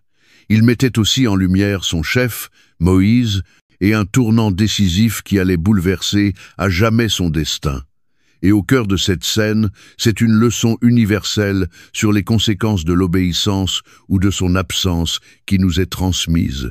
La scène se déroule dans le désert de Tsin, près de Kadès, un lieu déjà tristement célèbre pour l'échec précédent d'Israël, lorsqu'il refusa d'entrer dans la terre promise à cause du rapport effrayant des 10 espions, Nombre 13-14. Alors qu'ils poursuivaient leur errance, une nouvelle épreuve surgit, il n'y avait plus d'eau pour la communauté, Nombre 20, 2. Ce n'était pas un simple désagrément. Pour une nation de plusieurs centaines de milliers d'âmes, errant à travers un désert aride sous un soleil implacable, l'absence d'eau signifiait une mort imminente. La terre craquelait sous leurs pieds, la chaleur accablante qui les écrasait, les regards désespérés des enfants et du bétail déclenchèrent une vague renouvelée de panique et de mécontentement. Au lieu de se souvenir des innombrables fois où Dieu avait pourvu à leurs besoins dans des situations impossibles, le peuple se tourna encore contre Moïse et Aaron, exprimant son exaspération par des accusations amères. « Pourquoi avez-vous fait venir l'assemblée de l'Éternel dans ce désert, pour que nous y mourions, nous et notre bétail? Pourquoi nous avez-vous fait quitter l'Égypte pour nous amener dans ce lieu affreux? Ce n'est pas un endroit où l'on peut semer. Il n'y a ni figuier, ni vigne, ni grenadier, et il n'y a pas d'eau à boire. » Nombre 20, 4-5. Leurs paroles étaient lourdes d'ironie. Ils regrettaient l'Égypte, oubliant qu'elle avait été une terre d'esclavage et d'oppression, et s'attardaient sur ce qui manquait dans le désert, tout en négligeant le fait qu'ils n'avaient survécu jusque-là que par la seule grâce de Dieu. Leur mécontentement les aveuglait une fois de plus face aux délivrances passées. Moïse et Aaron, accablés par les plaintes du peuple et conscients que leur autorité était à nouveau remise en question, firent ce qu'ils avaient toujours fait dans les moments de crise. Ils tombèrent face contre terre devant l'Éternel. Nombre 20, 6. Là, dans le silence de la tente d'assignation, Dieu leur apparut, et sa gloire remplit le lieu. Il leur donna alors une instruction claire et simple. « Prends le bâton, et toi et ton frère Aaron, convoquez l'assemblée. Vous parlerez au rocher devant leurs yeux, et il donnera son eau. Tu feras sortir pour eux de l'eau du rocher, et tu feras boire l'assemblée et leurs troupeaux. » Nombre 20, 8. L'ordre était limpide, parler au rocher, et celui-ci donnerait de l'eau vivifiante. Cette instruction différait d'un précédent épisode dans Exode 17, où Dieu avait ordonné à Moïse de frapper le rocher pour faire jaillir l'eau. Cette fois, toutefois, le miracle devait se produire par la seule puissance de la parole divine, non par une intervention physique. C'était un signe manifeste de l'autorité de Dieu, démontrant que même un rocher inerte pouvait obéir à sa voix. Moïse prit le bâton comme Dieu l'avait ordonné et rassembla les Israélites devant le rocher. Mais à ce stade, sa patience était à bout. Les années d'insubordination, de plaintes et de rébellion avaient pesé lourdement sur lui, et en cet instant, sa frustration éclipsa sa fidélité. Au lieu de parler au rocher comme Dieu l'avait commandé, il laissa sa colère l'envahir et réprimanda sévèrement le peuple. « Écoutez donc, rebelles, est-ce de ce rocher que nous ferons sortir de l'eau pour vous » Nombre 20, 10. Puis, au lieu de parler au rocher, Moïse le frappa 2 fois avec son bâton. Nombre 20, 11. L'eau jaillit et le peuple but, sa soif apaisée par la miséricorde de Dieu, malgré la désobéissance de son serviteur. Pourtant, même si le miracle eut lieu, quelque chose de bien plus précieux avait été perdu. Le peuple ne le comprit peu, être pas immédiatement, mais l'acte de Moïse eut un coût immense. Il n'avait pas simplement désobéi à un ordre précis, il avait mal représenté Dieu devant les fils d'Israël. Au lieu de refléter la grâce, la patience et la provision divine, Moïse agit d'une manière qui laissait entendre que Dieu était en colère, distant, et qu'un effort humain était nécessaire pour obtenir sa bénédiction. Pire encore, en disant « Est-ce de ce rocher que nous ferons sortir de l'eau pour vous ?» Il suggérait que lui et Aaron, et non Dieu seul, étaient à l'origine du miracle. La réponse de Dieu fut immédiate et sans appel, « Parce que vous n'avez pas cru en moi, pour me sanctifier aux yeux des enfants d'Israël, vous n'introduirez point cette assemblée dans le pays que je lui donne. » Nombre 20, 12. En un instant de désobéissance, nourri par la frustration, Moïse perdit ce pourquoi il avait œuvré toute sa vie. Lui qui avait été l'instrument de la délivrance d'Israël, qui avait intercédé maintes fois pour son peuple, qui avait supporté tant de révoltes et de plaintes, fut privé d'entrer dans la terre promise, parce qu'il n'avait pas honoré la sainteté de Dieu, ni obéi à son ordre précis. Ce passage est un rappel puissant et saisissant que l'obéissance au commandement de Dieu n'est jamais facultative, et que même les plus fidèles de ses serviteurs sont responsables de leurs actes. Les enseignements tirés de cet épisode de la vie de Moïse sont profonds, pertinents et interpellent les croyants d'aujourd'hui. Une obéissance partielle est toujours une désobéissance. Moïse suivit une partie des instructions divines, il rassembla le peuple, alla au rocher, fit jaillir l'eau, mais il ne le fit pas comme Dieu l'avait demandé. Cela nous enseigne que l'obéissance véritable ne se mesure pas au résultat, mais à la fidélité exacte à la volonté de Dieu. La sainteté de Dieu doit toujours être honorée. Le péché de Moïse ne résidait pas uniquement dans le fait d'avoir frappé le rocher, mais surtout dans le fait d'avoir altéré aux yeux du peuple l'image de Dieu. En tant que disciples et témoins du Christ, nous devons veiller à ne jamais déformer le caractère de Dieu par nos paroles ou nos actions, car nous sommes ses ambassadeurs dans le monde. 2 Corinthiens 5, H. La colère et la frustration peuvent conduire à de lourdes erreurs. Les émotions de Moïse ont obscurci son discernement, l'amenant à agir avec précipitation au lieu de faire confiance à l'instruction divine. Combien de fois laissons-nous la colère, la fatigue ou l'exaspération guider nos décisions? Apprendre à déposer nos émotions devant Dieu avant d'agir est essentiel pour marcher dans l'obéissance. Même les plus grands leaders ne sont pas au-dessus du jugement. Si Moïse, l'homme avec qui Dieu parlait face à face, Exode 33, 11, fut tenu responsable de ses actes, à combien plus forte raison devons-nous prendre au sérieux l'appel à l'obéissance et à la fidélité?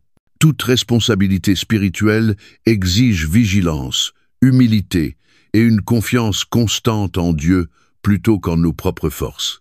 Ce récit, à la fois douloureux et porteur d'une vérité profonde, nous appelle à l'introspection. Avons-nous parfois, comme Moïse, laissé notre fatigue ou notre irritation nous éloigner de l'instruction précise du Seigneur? Dans ces instants de tension, puissions-nous toujours choisir l'écoute, l'humilité et la soumission à sa parole. Que cette histoire réveille en nous le désir de le représenter avec fidélité et d'honorer sa sainteté en toutes choses.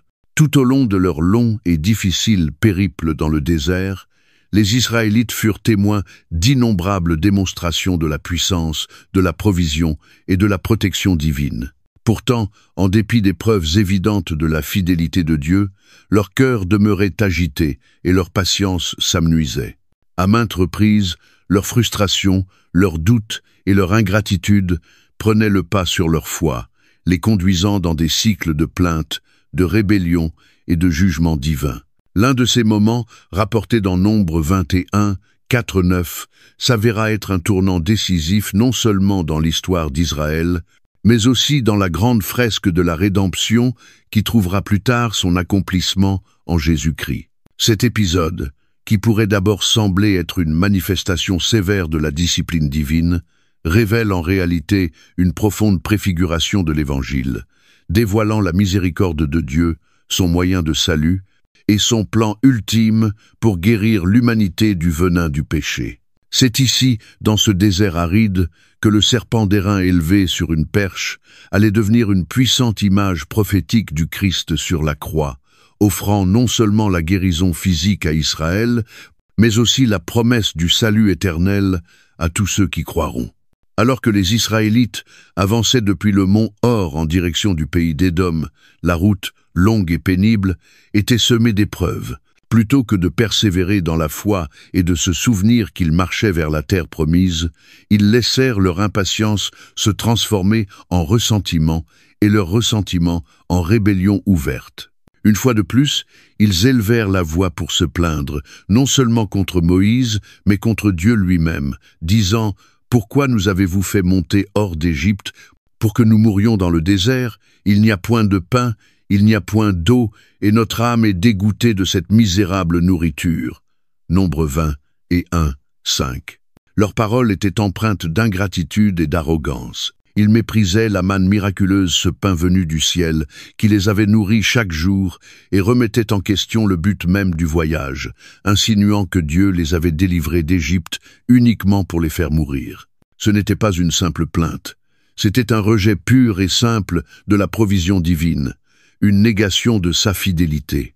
En réponse à cette révolte manifeste, Dieu envoya contre eux des serpents brûlants qui mordirent le peuple, et un grand nombre mourut.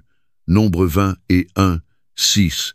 Le terme « brûlant » pourrait faire référence à la douleur cuisante infligée par leur venin ou à l'aspect brillant et cuivré de ces serpents. Quelle qu'en soit l'interprétation, l'attaque fut soudaine et dévastatrice. Ceux qui s'étaient montrés si véhéments dans leurs plaintes criaient désormais à Dieu dans la détresse et la repentance, reconnaissant leurs fautes et suppliant d'être délivrés. « Nous avons péché, car nous avons parlé contre l'Éternel et contre toi. Prie l'Éternel, afin qu'il éloigne de nous ces serpents. » Nombre 20 et 1, sept. Contrairement aux rébellions précédentes, cette fois-ci, le peuple reconnut sa culpabilité et s'humilia devant Moïse, cherchant son intercession. Cette confession marqua un tournant bien que le jugement fût juste. La miséricorde divine était déjà en œuvre, prête à offrir un chemin de salut. La réponse de Dieu fut inattendue et profondément symbolique. Plutôt que d'éloigner simplement les serpents, il ordonna à Moïse de façonner un serpent d'airain et de le placer au sommet d'une perche. L'instruction était précise. « Fais-toi un serpent brûlant et place-le sur une perche. Quiconque aura été mordu et le regardera aura la vie. » Nombre 20 et 1, 8. Moïse obéit, façonna un serpent d'airain et l'éleva au milieu du camp. Et quelque chose d'extraordinaire se produisit. Tous ceux qui posèrent les yeux sur le serpent avec foi furent guéris et échappèrent à la mort. Nombre 20 et 1, 9. Mais pourquoi un serpent? Pourquoi Dieu choisit-il l'image même de leur affliction comme instrument de leur guérison? La réponse réside dans une vérité spirituelle plus profonde que cet événement annonçait la puissance de la croix et l'œuvre rédemptrice du Christ. Des siècles plus tard, Jésus lui-même établira le lien entre cet épisode et sa propre mission de salut, révélant que le serpent d'airain était une préfiguration prophétique de sa crucifixion. Dans son entretien avec Nicodème, il déclara « Et comme Moïse éleva le serpent dans le désert, il faut de même que le Fils de l'homme soit élevé, afin que quiconque croit en lui ait la vie éternelle. » Jean 3:14-15. Ce parallèle saisissant montre que, tout comme les Israélites périssaient à cause du venin des serpents, l'humanité entière est infectée par le venin du péché, qui mène à la mort spirituelle. Romains 6, Archusan. Pourtant, dans sa miséricorde, Dieu a prévu un moyen de guérison pour Israël. C'était en regardant le serpent d'airain, et pour nous tous, c'est en portant les yeux vers le Christ, élevé sur la croix. La leçon centrale de cet épisode, c'est que les Israélites ne furent pas sauvés par leurs propres efforts, ils n'eurent pas à combattre les serpents, ni à préparer des remèdes, ni à offrir des sacrifices. Ils devaient simplement regarder le serpent avec foi, faisant confiance à la provision de Dieu pour leur guérison. Il en est de même pour le salut en Christ. Nous ne sommes pas sauvés par nos œuvres ou notre justice personnelle, mais par la foi en celui qui nous offre gratuitement le salut. Éphésiens 2, 8, 9. Dans l'Écriture, le serpent symbolise souvent le péché et la rébellion. Genèse 3, 1, 15, Apocalypse 12, 9. En choisissant un serpent comme image du salut, Dieu posait un geste d'une profondeur saisissante. Le péché lui-même, source de mort, serait vaincu par le Christ, portant nos fautes sur lui. 2 Corinthiens 5, 20 et 1. Le bronze, quant à lui, représente le jugement, souvent associé dans la Bible à la purification et à la justice. Le serpent d'airain représentait le péché jugé, tout comme Jésus porta le jugement du péché en notre faveur sur la croix. Les Israélites ne furent pas guéris en comprenant comment fonctionnait le serpent d'airain ou en accomplissant des rituels religieux. Ils furent guéris par la foi seule. De même, le salut en Christ ne vient ni de nos efforts humains, ni de notre savoir, ni de nos œuvres religieuses, mais en fixant nos regards sur lui avec foi. Hébreux 12, 2. L'histoire du serpent d'airain est bien plus qu'un événement miraculeux dans l'histoire d'Israël. Elle est l'ombre prophétique du plan suprême de Dieu pour la rédemption. De même que les Israélites durent lever les yeux vers le serpent pour être sauvés de la mort, nous devons, à notre tour, lever les yeux vers Christ, celui qui fut élevé pour notre salut. Son sacrifice est suffisant, sa grâce est disponible. Alors oserons-nous le regarder? Dans la trame complexe des récits bibliques, rares sont les histoires qui mêlent de façon aussi saisissante le surnaturel, le politique et le spirituel profond, comme le fait celle de Balaam et de son ânesse qui parle. Ce qui commence comme une manœuvre stratégique d'un roi inquiet se transforme rapidement en un affrontement dramatique entre la souveraineté divine et l'ambition humaine, illustrant les conséquences périlleuses d'un cœur partagé entre cupidité et obéissance. Ce passage de Nombres 22 à 24 dépasse largement le cadre d'un épisode étrange impliquant un animal qui parle. Il délivre une leçon profonde sur les dangers du compromis spirituel, la séduction trompeuse du gain matériel et la certitude inébranlable que les desseins de Dieu ne peuvent être renversés par les stratagèmes humains. Derrière ces accents spectaculaires, cette histoire préfigure une lutte universelle, encore très actuelle, celle de l'homme tiraillé entre la soumission à la volonté divine et la poursuite de ses ambitions personnelles, coûte que coûte. Alors que les Israélites poursuivaient leur marche vers la terre promise, leur avancée et leur victoire militaire faisaient trembler les nations voisines. La rumeur de leur délivrance surnaturelle hors d'Égypte, de leur triomphe sur les Amoréens et de leur protection divine sous la bannière de Yahweh se propageait rapidement. Parmi ceux qui redoutaient l'arrivée de ce peuple nomade mais irrésistible, se trouvait Balak, roi de Moab. Voyant en Israël une menace existentielle, Balak comprit qu'une confrontation militaire serait vaine. Il avait vu le sort réservé aux autres, l'armée puissante d'Égypte noyée dans la mer Rouge, les rois cananéens déjà anéantis. Sa peur n'était pas seulement politique, elle était aussi spirituelle. Il reconnaissait que ce peuple puisait sa force non dans des armes humaines, mais dans une source divine. Désespéré, il se tourna vers une solution peu conventionnelle, la guerre spirituelle, en faisant appel à un prophète réputé, Balaam. Balaam n'était pas un devin ordinaire. Il possédait une réelle conscience de Yahweh, le Dieu véritable. Lorsque les messagers de Balak vinrent à lui, promettant richesse, honneur et faveur politique, Balaam eut d'abord la bonne réaction. Il consulta l'Éternel. La réponse divine fut sans équivoque: « Tu n'iras pas avec eux. Tu ne maudiras point ce peuple, car il est béni. » Nombres 22, 12. À ce moment précis, Balaam connaissait la volonté de Dieu. Elle était ferme, et Israël était intouchable. Pourtant, son cœur restait accroché à l'attrait des richesses promises par Balak. Il renvoya les envoyés, mais lorsque ceux-ci revinrent avec une délégation plus prestigieuse encore et des promesses plus somptueuses, sa résolution chancela. Au lieu de s'en tenir fermement à l'ordre divin qu'il avait reçu, il rouvrit la porte, cherchant un second avis de Dieu, espérant sans doute un feu vert qui lui permettrait de tirer profit de la situation. Alors que Balaam se mit en route, monté sur son ânesse fidèle, la colère de Dieu s'enflamma contre lui, car son cœur n'était pas en accord avec la volonté divine. Ce qui suivit fut l'un des épisodes les plus mystérieux et surnaturels de l'Écriture, une rencontre avec un ange guerrier que Balaam, aveuglé spirituellement, ne percevait pas, mais que son ânesse voyait clairement. 3 fois, l'ânesse s'écarta du chemin d'abord en se détournant dans un champ, puis en écrasant le pied de Balaam contre un mur, et enfin en s'effondrant sous lui. 3 fois, Balaam, consumé par son orgueil et son irritation, frappa l'animal, incapable de voir l'avertissement divin qui se dressait devant lui.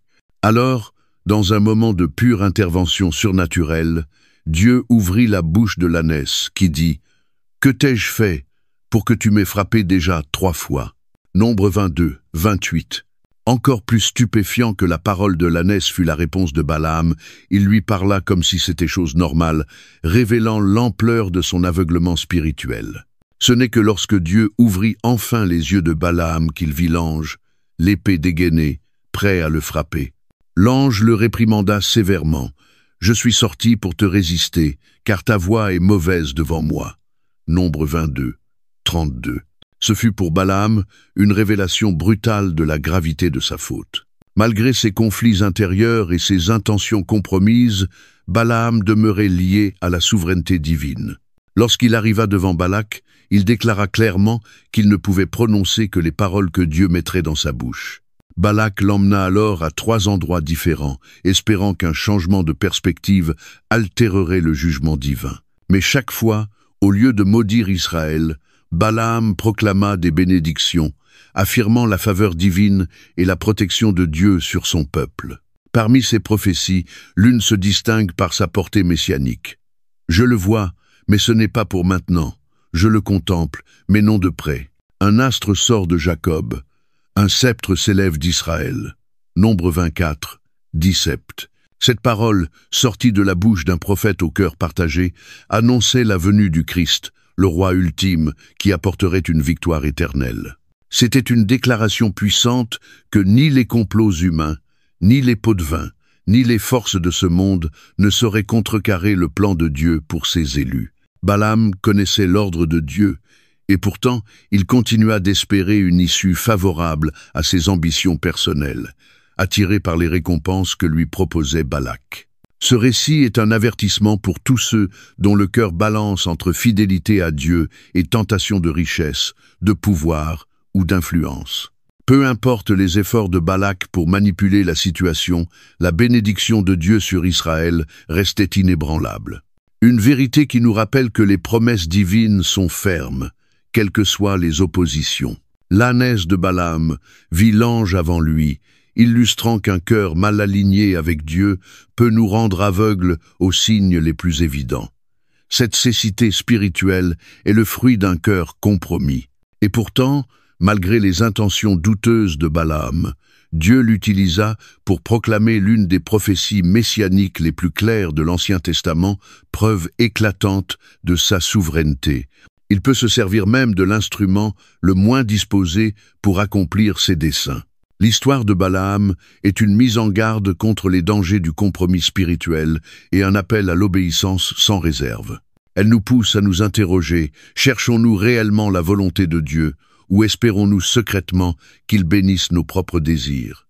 Au final, la volonté de Dieu s'accomplira, mais l'état de notre cœur déterminera si nous marcherons sous sa faveur ou si nous subirons les conséquences d'une loyauté divisée.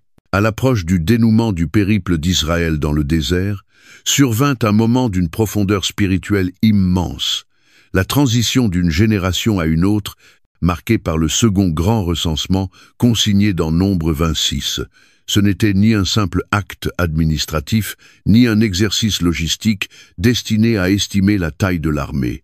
C'était un jalon majeur dans l'histoire du peuple de Dieu, un point de bascule entre jugement et renouveau, entre perte et promesse, entre échec humain et fidélité divine.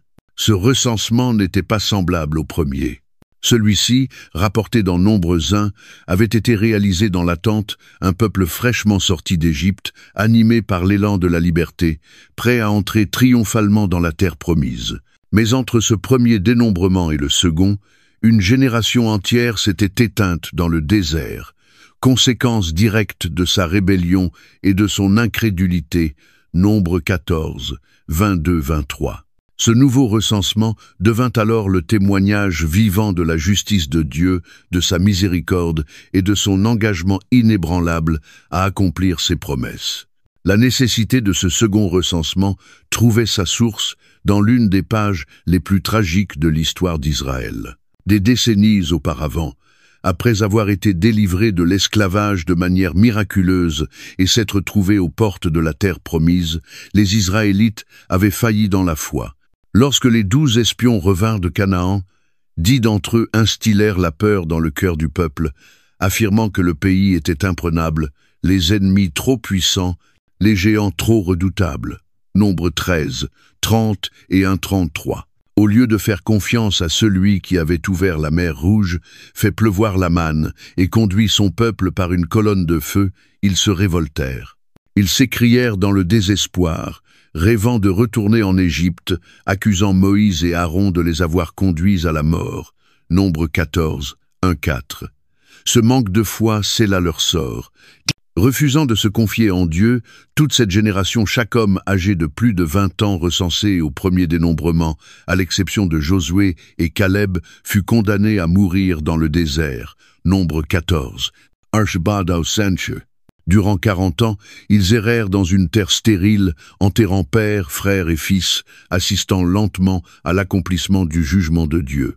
Un à un, ceux qui avaient douté tombèrent, jusqu'à ce qu'il n'en reste plus aucun. Ainsi, au moment du second recensement, la réalité de ce jugement apparaissait dans toute sa clarté. Une nouvelle génération se tenait devant Dieu, non celle qui avait traversé la mer Rouge, mais celle qui avait grandi dans le désert, formée par l'épreuve, fortifiée par la discipline. Et si ce recensement confirmait le juste jugement divin, il était également un témoignage vibrant de sa fidélité. Car si la génération précédente avait péri, Dieu, lui, n'avait pas renié son alliance. Il avait gardé et multiplié son peuple, garantissant ainsi que ses promesses se poursuivraient à travers leurs enfants. Moïse et Éléazar, le grand prêtre, procédèrent au recensement, inscrivant le nom de chaque tribu, comptant chaque homme apte au combat. Ce n'était plus une génération d'esclaves, mais une génération de guerriers, prêts à s'emparer de l'héritage que leur père avait perdu. Le total des hommes recensés, proche de celui du premier recensement, 600, 730 contre 603, 550 selon Nombre 1, offrait toutefois des enseignements spirituels profonds. Certaines tribus, comme Juda, avaient prospéré, tandis que d'autres, comme Siméon, avaient fortement décliné, conséquence probable des péchés commis en chemin, notamment lors de la rébellion à Péor, où des milliers de Siméonites périrent à cause de leur idolâtrie et leur immoralité. Nombre 25, 9, 14. Ainsi, ce recensement dépassait la simple arithmétique. Il retraçait l'histoire du châtiment et de la grâce, le passage d'une génération d'infidélité à une génération appelée à la foi. Ce dénombrement était aussi intimement lié au partage de la terre promise. Contrairement à leur père, cette génération n'allait pas errer indéfiniment. Elle allait s'établir, bâtir et s'enraciner dans la terre que Dieu avait jurée à Abraham, Isaac et Jacob. L'Éternel dit à Moïse, « Le pays sera partagé entre eux comme héritage, en fonction du nombre des noms. À la tribu nombreuse, tu donneras un héritage plus grand, à la petite un héritage plus petit. Chacun recevra son héritage selon le nombre des recensés. » Nombre 26, 52-54. Ce partage soulignait une vérité essentielle. Les promesses de Dieu ne sont pas abstraites, elles sont concrètes, tangibles, destinées à être saisies. Pourtant, les posséder exigeait foi, obéissance et action, ce qui avait manqué à leur père. La question était donc cruciale. Cette génération allait-elle relever le défi ou tomber dans les mêmes travers de doute et de rébellion? Avec la transition générationnelle, une autre transition devenait inévitable, celle du leadership.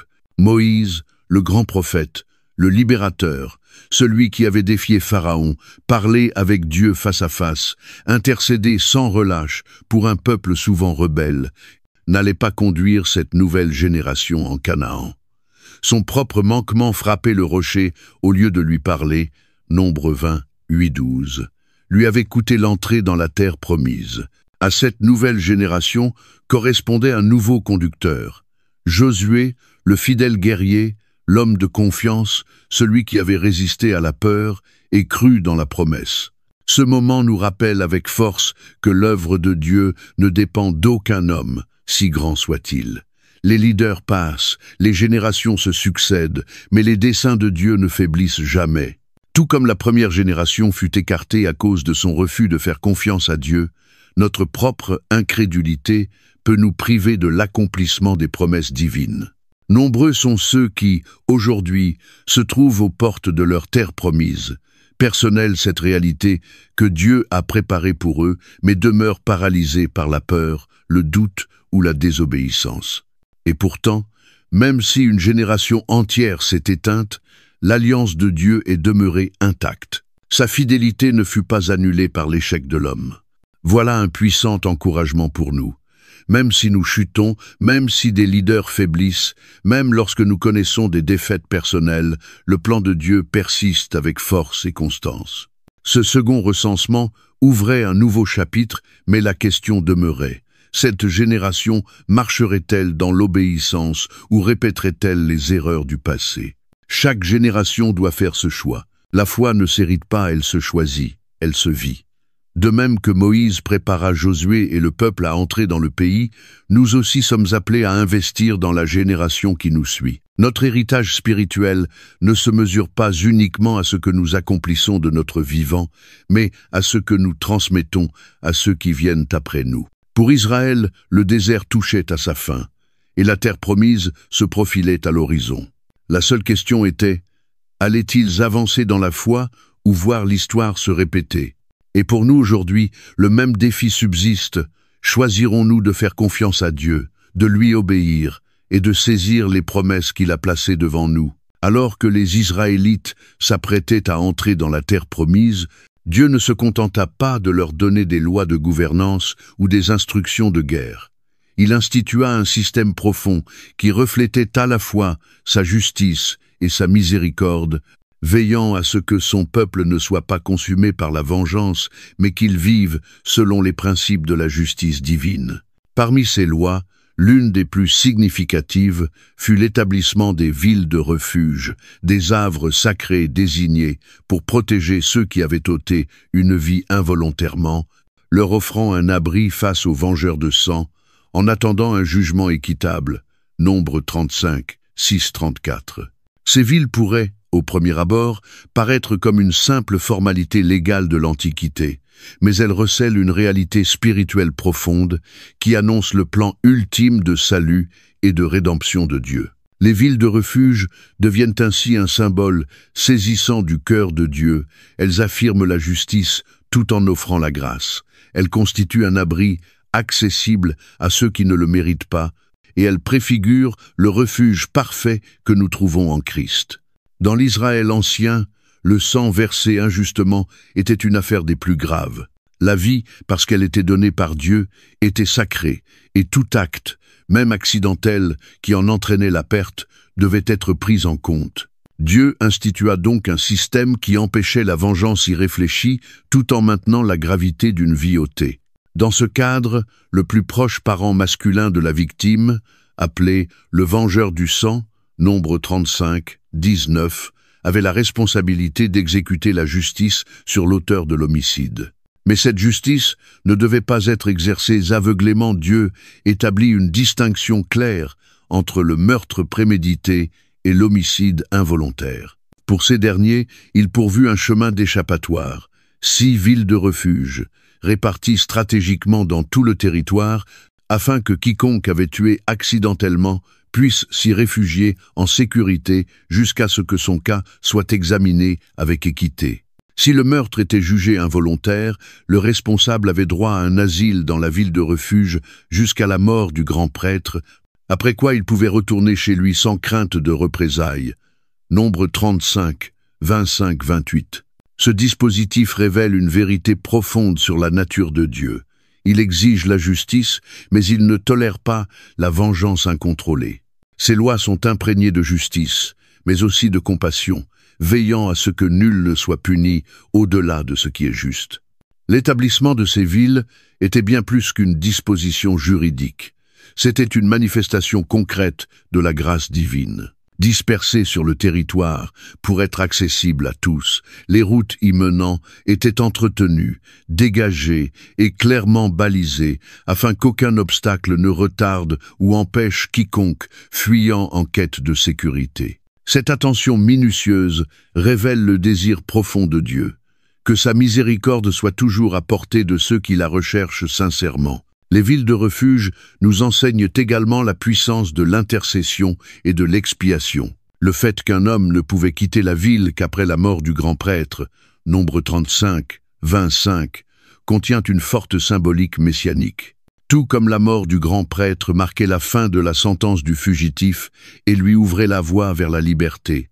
De même, la mort de Jésus, notre grand souverain sacrificateur, nous libère du châtiment du péché. Hébreux 7, 26-27.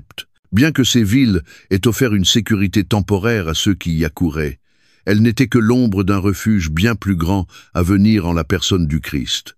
Lorsque Jésus vint dans le monde, il devint le véritable sanctuaire éternel pour tous ceux qui reconnaissent leur culpabilité et se tournent vers lui pour obtenir miséricorde. Ce parallèle est souligné dans Hébreux 6, 18, où les croyants sont décrits comme ceux qui ont trouvé un refuge en saisissant l'espérance qui nous était proposée, rappelant la course désespérée de l'accusé vers les villes de refuge.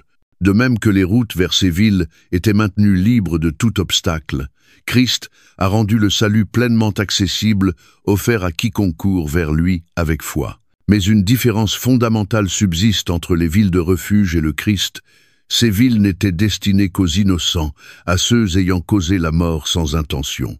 Christ, lui, offre un refuge non seulement aux innocents, mais aussi aux coupables, aux pécheurs qui ont consciemment transgressé la loi divine, mais qui aujourd'hui se repentent et se tournent vers lui pour obtenir le pardon. Alors qu'en Israël, il fallait demeurer à l'intérieur de la ville de refuge pour rester en sécurité, en Christ. Nous trouvons une sécurité et une liberté parfaite, non pas par l'enfermement, mais par son œuvre rédemptrice à la croix.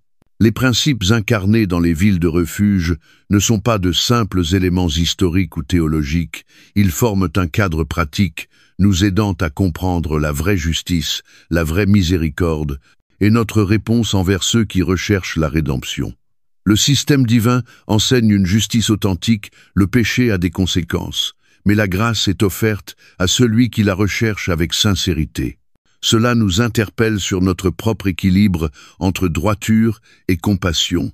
Les villes de refuge nous rappellent que nous avons tous besoin d'un lieu où fuir, d'un abri face à la culpabilité du péché et à la colère qu'elle mérite.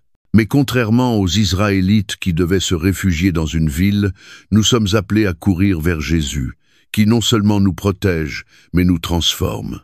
Et de la même manière qu'Israël avait la responsabilité de maintenir les routes menant aux villes de refuge, nous devons veiller à ce que rien dans nos vies, ni orgueil, ni jugement, ni hypocrisie, ne soit un obstacle pour ceux qui cherchent un refuge en Christ. L'Église doit être un lieu sûr, un espace de grâce pour les cœurs brisés en quête d'espérance. De même que la mort du grand prêtre apportait la liberté à ceux qui avaient trouvé refuge, la mort du Christ a assuré une liberté éternelle pour ceux qui étaient esclaves du péché. Son sacrifice n'est pas un simple symbole. Il est la réalité vivante qui nous donne un accès éternel à la miséricorde et à la grâce de Dieu. Les villes de refuge n'étaient pas de simples localités anciennes, elles pointaient vers une vérité spirituelle plus grande, annonçant le jour où Dieu lui-même deviendrait notre refuge en Jésus-Christ. En lui, le coupable trouve miséricorde, le condamné trouve espoir, et l'égaré trouve un foyer. Pour les Israélites, le choix était clair, courir vers la ville ou faire face au jugement. Ce choix se dresse encore devant chacun de nous aujourd'hui. Courons-nous vers Christ, ou resterons-nous exposés aux conséquences du péché? Les portes du refuge sont grandes ouvertes, et le chemin est libre. Fuyons vers lui, car en lui seul se trouve la justice accomplie et la miséricorde éternelle. Le livre des Nombres, imprégné d'instructions divines, d'interventions miraculeuses et de leçons de foi souvent apprises à travers l'épreuve, atteint maintenant son étape la plus décisive, le moment de la préparation, juste avant l'entrée tant attendue en terre promise. Le désert avait été un creuset, façonnant le cœur d'une nouvelle génération, forgeant son identité comme peuple choisi de Dieu, et la préparant à marcher dans la plénitude de ses promesses. Mais avant de pouvoir entrer, il restait des batailles inachevées à livrer, des instructions finales à suivre et une transition de leadership à assurer afin que la nation soit véritablement prête pour l'héritage qui l'attendait.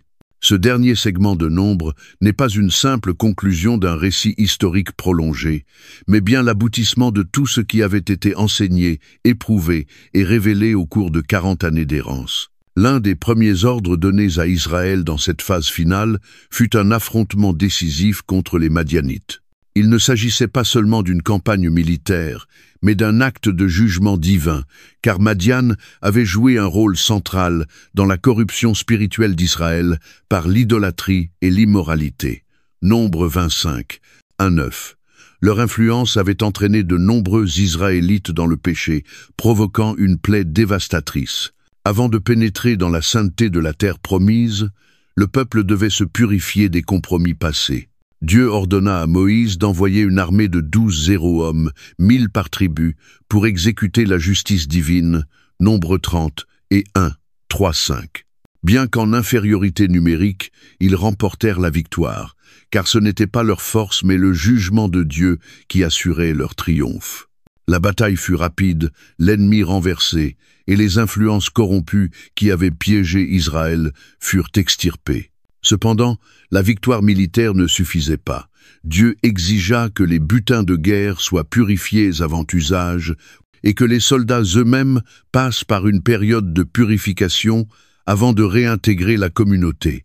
Nombre 30 et 1, 19-24. Israël ne pouvait pas emporter dans la terre de promesse les résidus de ses anciennes compromissions de même. Nous ne pouvons entrer dans la plénitude des bénédictions de Dieu si nous restons liés au péché ou distractions de notre passé. Alors que les Israélites se tenaient aux portes de Canaan, 2 tribus et demie, Ruben, Gad et la moitié de Manassé vinrent à Moïse avec une requête singulière. Ayant vu la fertilité des terres à l'est du Jourdain, ils exprimèrent leur désir de s'y établir plutôt que de traverser dans Canaan, Nombre 32, 1, 5. Moïse, dans un premier temps, les réprimanda sévèrement, rappelant comment leur père avait douté de Dieu, ce qui avait provoqué 40 années d'errance. Nombre 32, 6, 15. Ils craignaient que cette demande trahisse un manque de foi similaire.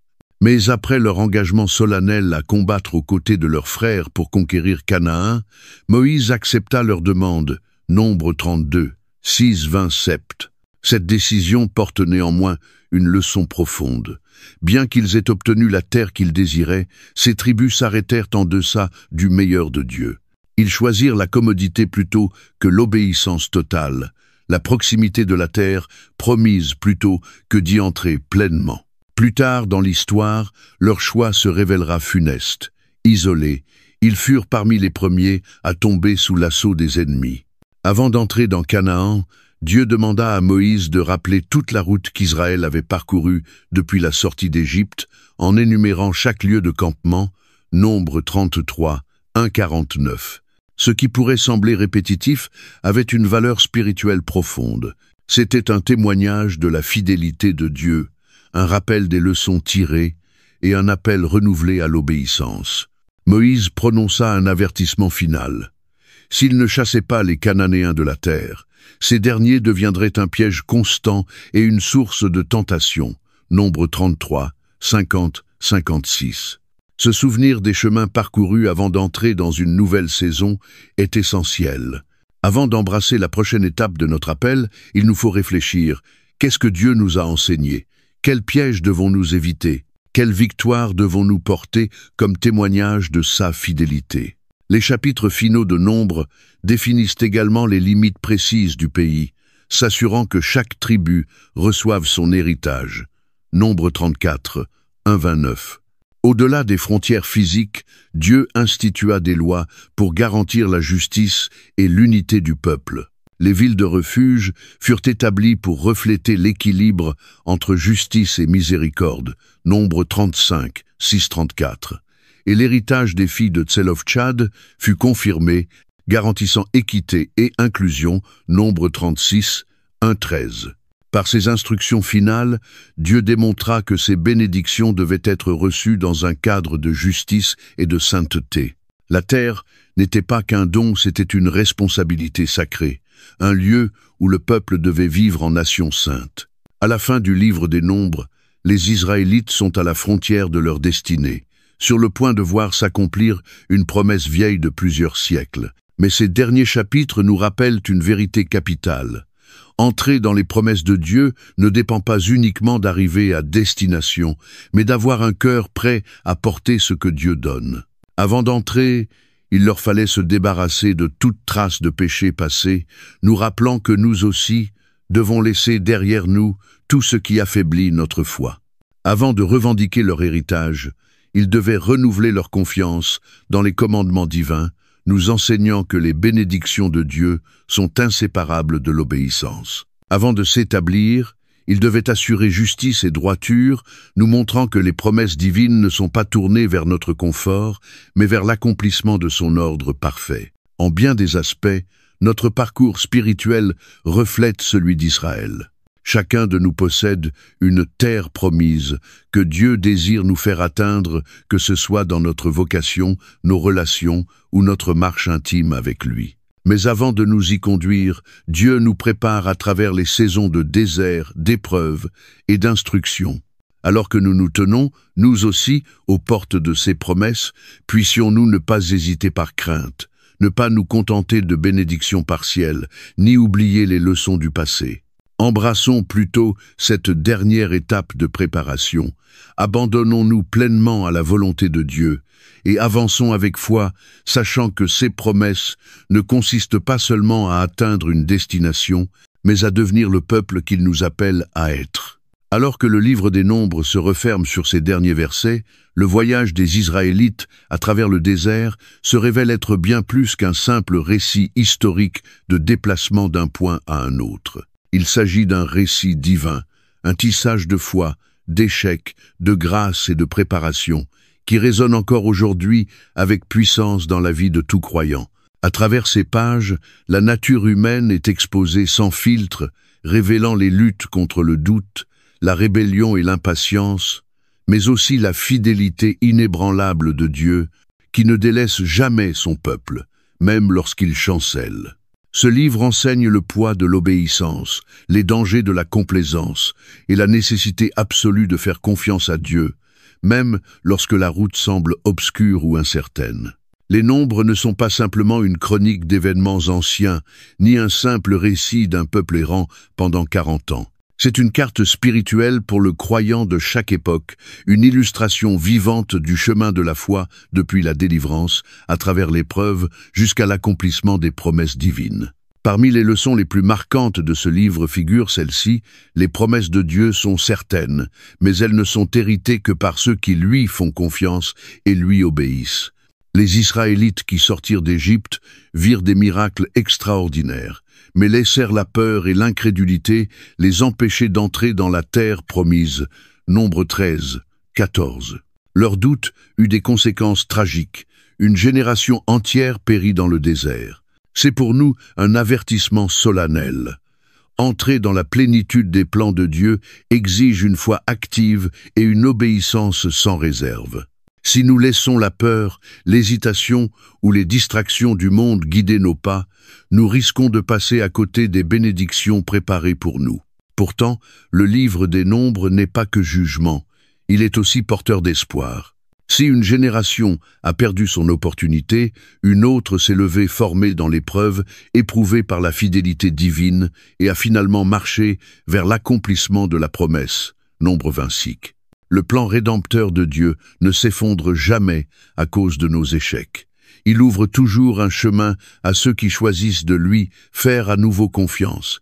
Tout au long de leur périple, les Israélites adoptèrent un schéma répétitif de plaintes, de remise en question de l'autorité divine et de doute quant à la provision de Dieu. Que ce soit pour la nourriture, Nombre 11, l'autorité de Moïse, Nombre 6, ou l'appel à entrer dans la terre promise, Nombre 14. Ces murmures d'insatisfaction eurent des conséquences graves. La leçon est limpide. Se plaindre n'est jamais anodin, c'est le reflet d'un cœur qui ne fait pas confiance à Dieu. Chaque fois qu'Israël se plaignait, il rejetait en réalité le plan divin. Aujourd'hui encore, le murmure constant positionne nos cœurs contre la volonté de Dieu, insinuant que notre voix serait meilleure que la sienne. La rébellion de Corée, Nombre 6, vient renforcer ce constat. Par orgueil, lui et ses partisans défièrent ouvertement l'ordre établi par Dieu, cherchant à renverser Moïse et Aaron. Le jugement divin fut immédiat et radical, la terre les engloutit vivants. Ce récit demeure une mise en garde vivante. S'opposer à l'autorité divine mène à la destruction. Pour nous aujourd'hui, c'est un appel à l'humilité et à la soumission. Lorsque nous cherchons notre propre élévation, au lieu de suivre les voies de Dieu, nous nous plaçons dans une posture de jugement. Au lieu de remettre en question les décisions divines, nous sommes appelés à lui faire confiance, reconnaissant qu'il place les bonnes personnes et les bonnes circonstances dans nos vies pour accomplir son dessein. Les lois données dans Nombre, et particulièrement l'établissement des villes de refuge, Nombre 35, révèlent un Dieu à la fois juste et miséricordieux. Le péché entraîne des conséquences, mais Dieu offre toujours une voie de rédemption. Ces villes préfiguraient Jésus-Christ, notre refuge spirituel, incarnant à la fois la justice parfaite et une grâce infinie. La transition du leadership de Moïse à Josué, Nombre 27, 18-23, souligne l'importance de la fidélité intergénérationnelle. Moïse, malgré sa grandeur, ne put entrer dans la terre promise en raison de sa désobéissance. Josué, représentant une génération de foi nouvelle, poursuivit la mission, prouvant que le dessein de Dieu ne dépend jamais d'un seul homme. Cette transition nous interpelle. Sommes-nous en train d'investir dans la génération suivante? Préparons-nous, comme Moïse, des Josué pour porter la foi plus loin que nous?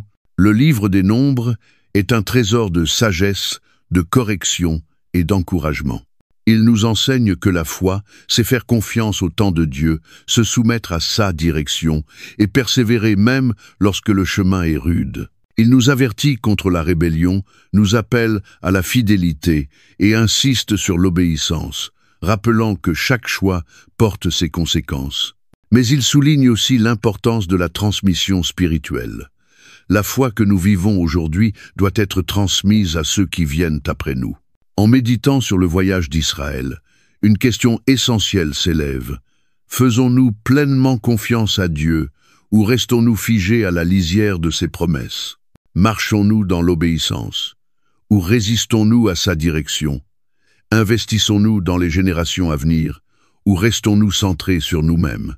Le désert ne fut pas la fin d'Israël, c'était une école de préparation. De même, les épreuves d'aujourd'hui affinent notre foi, nous instruisent et nous fortifient en vue des desseins divins.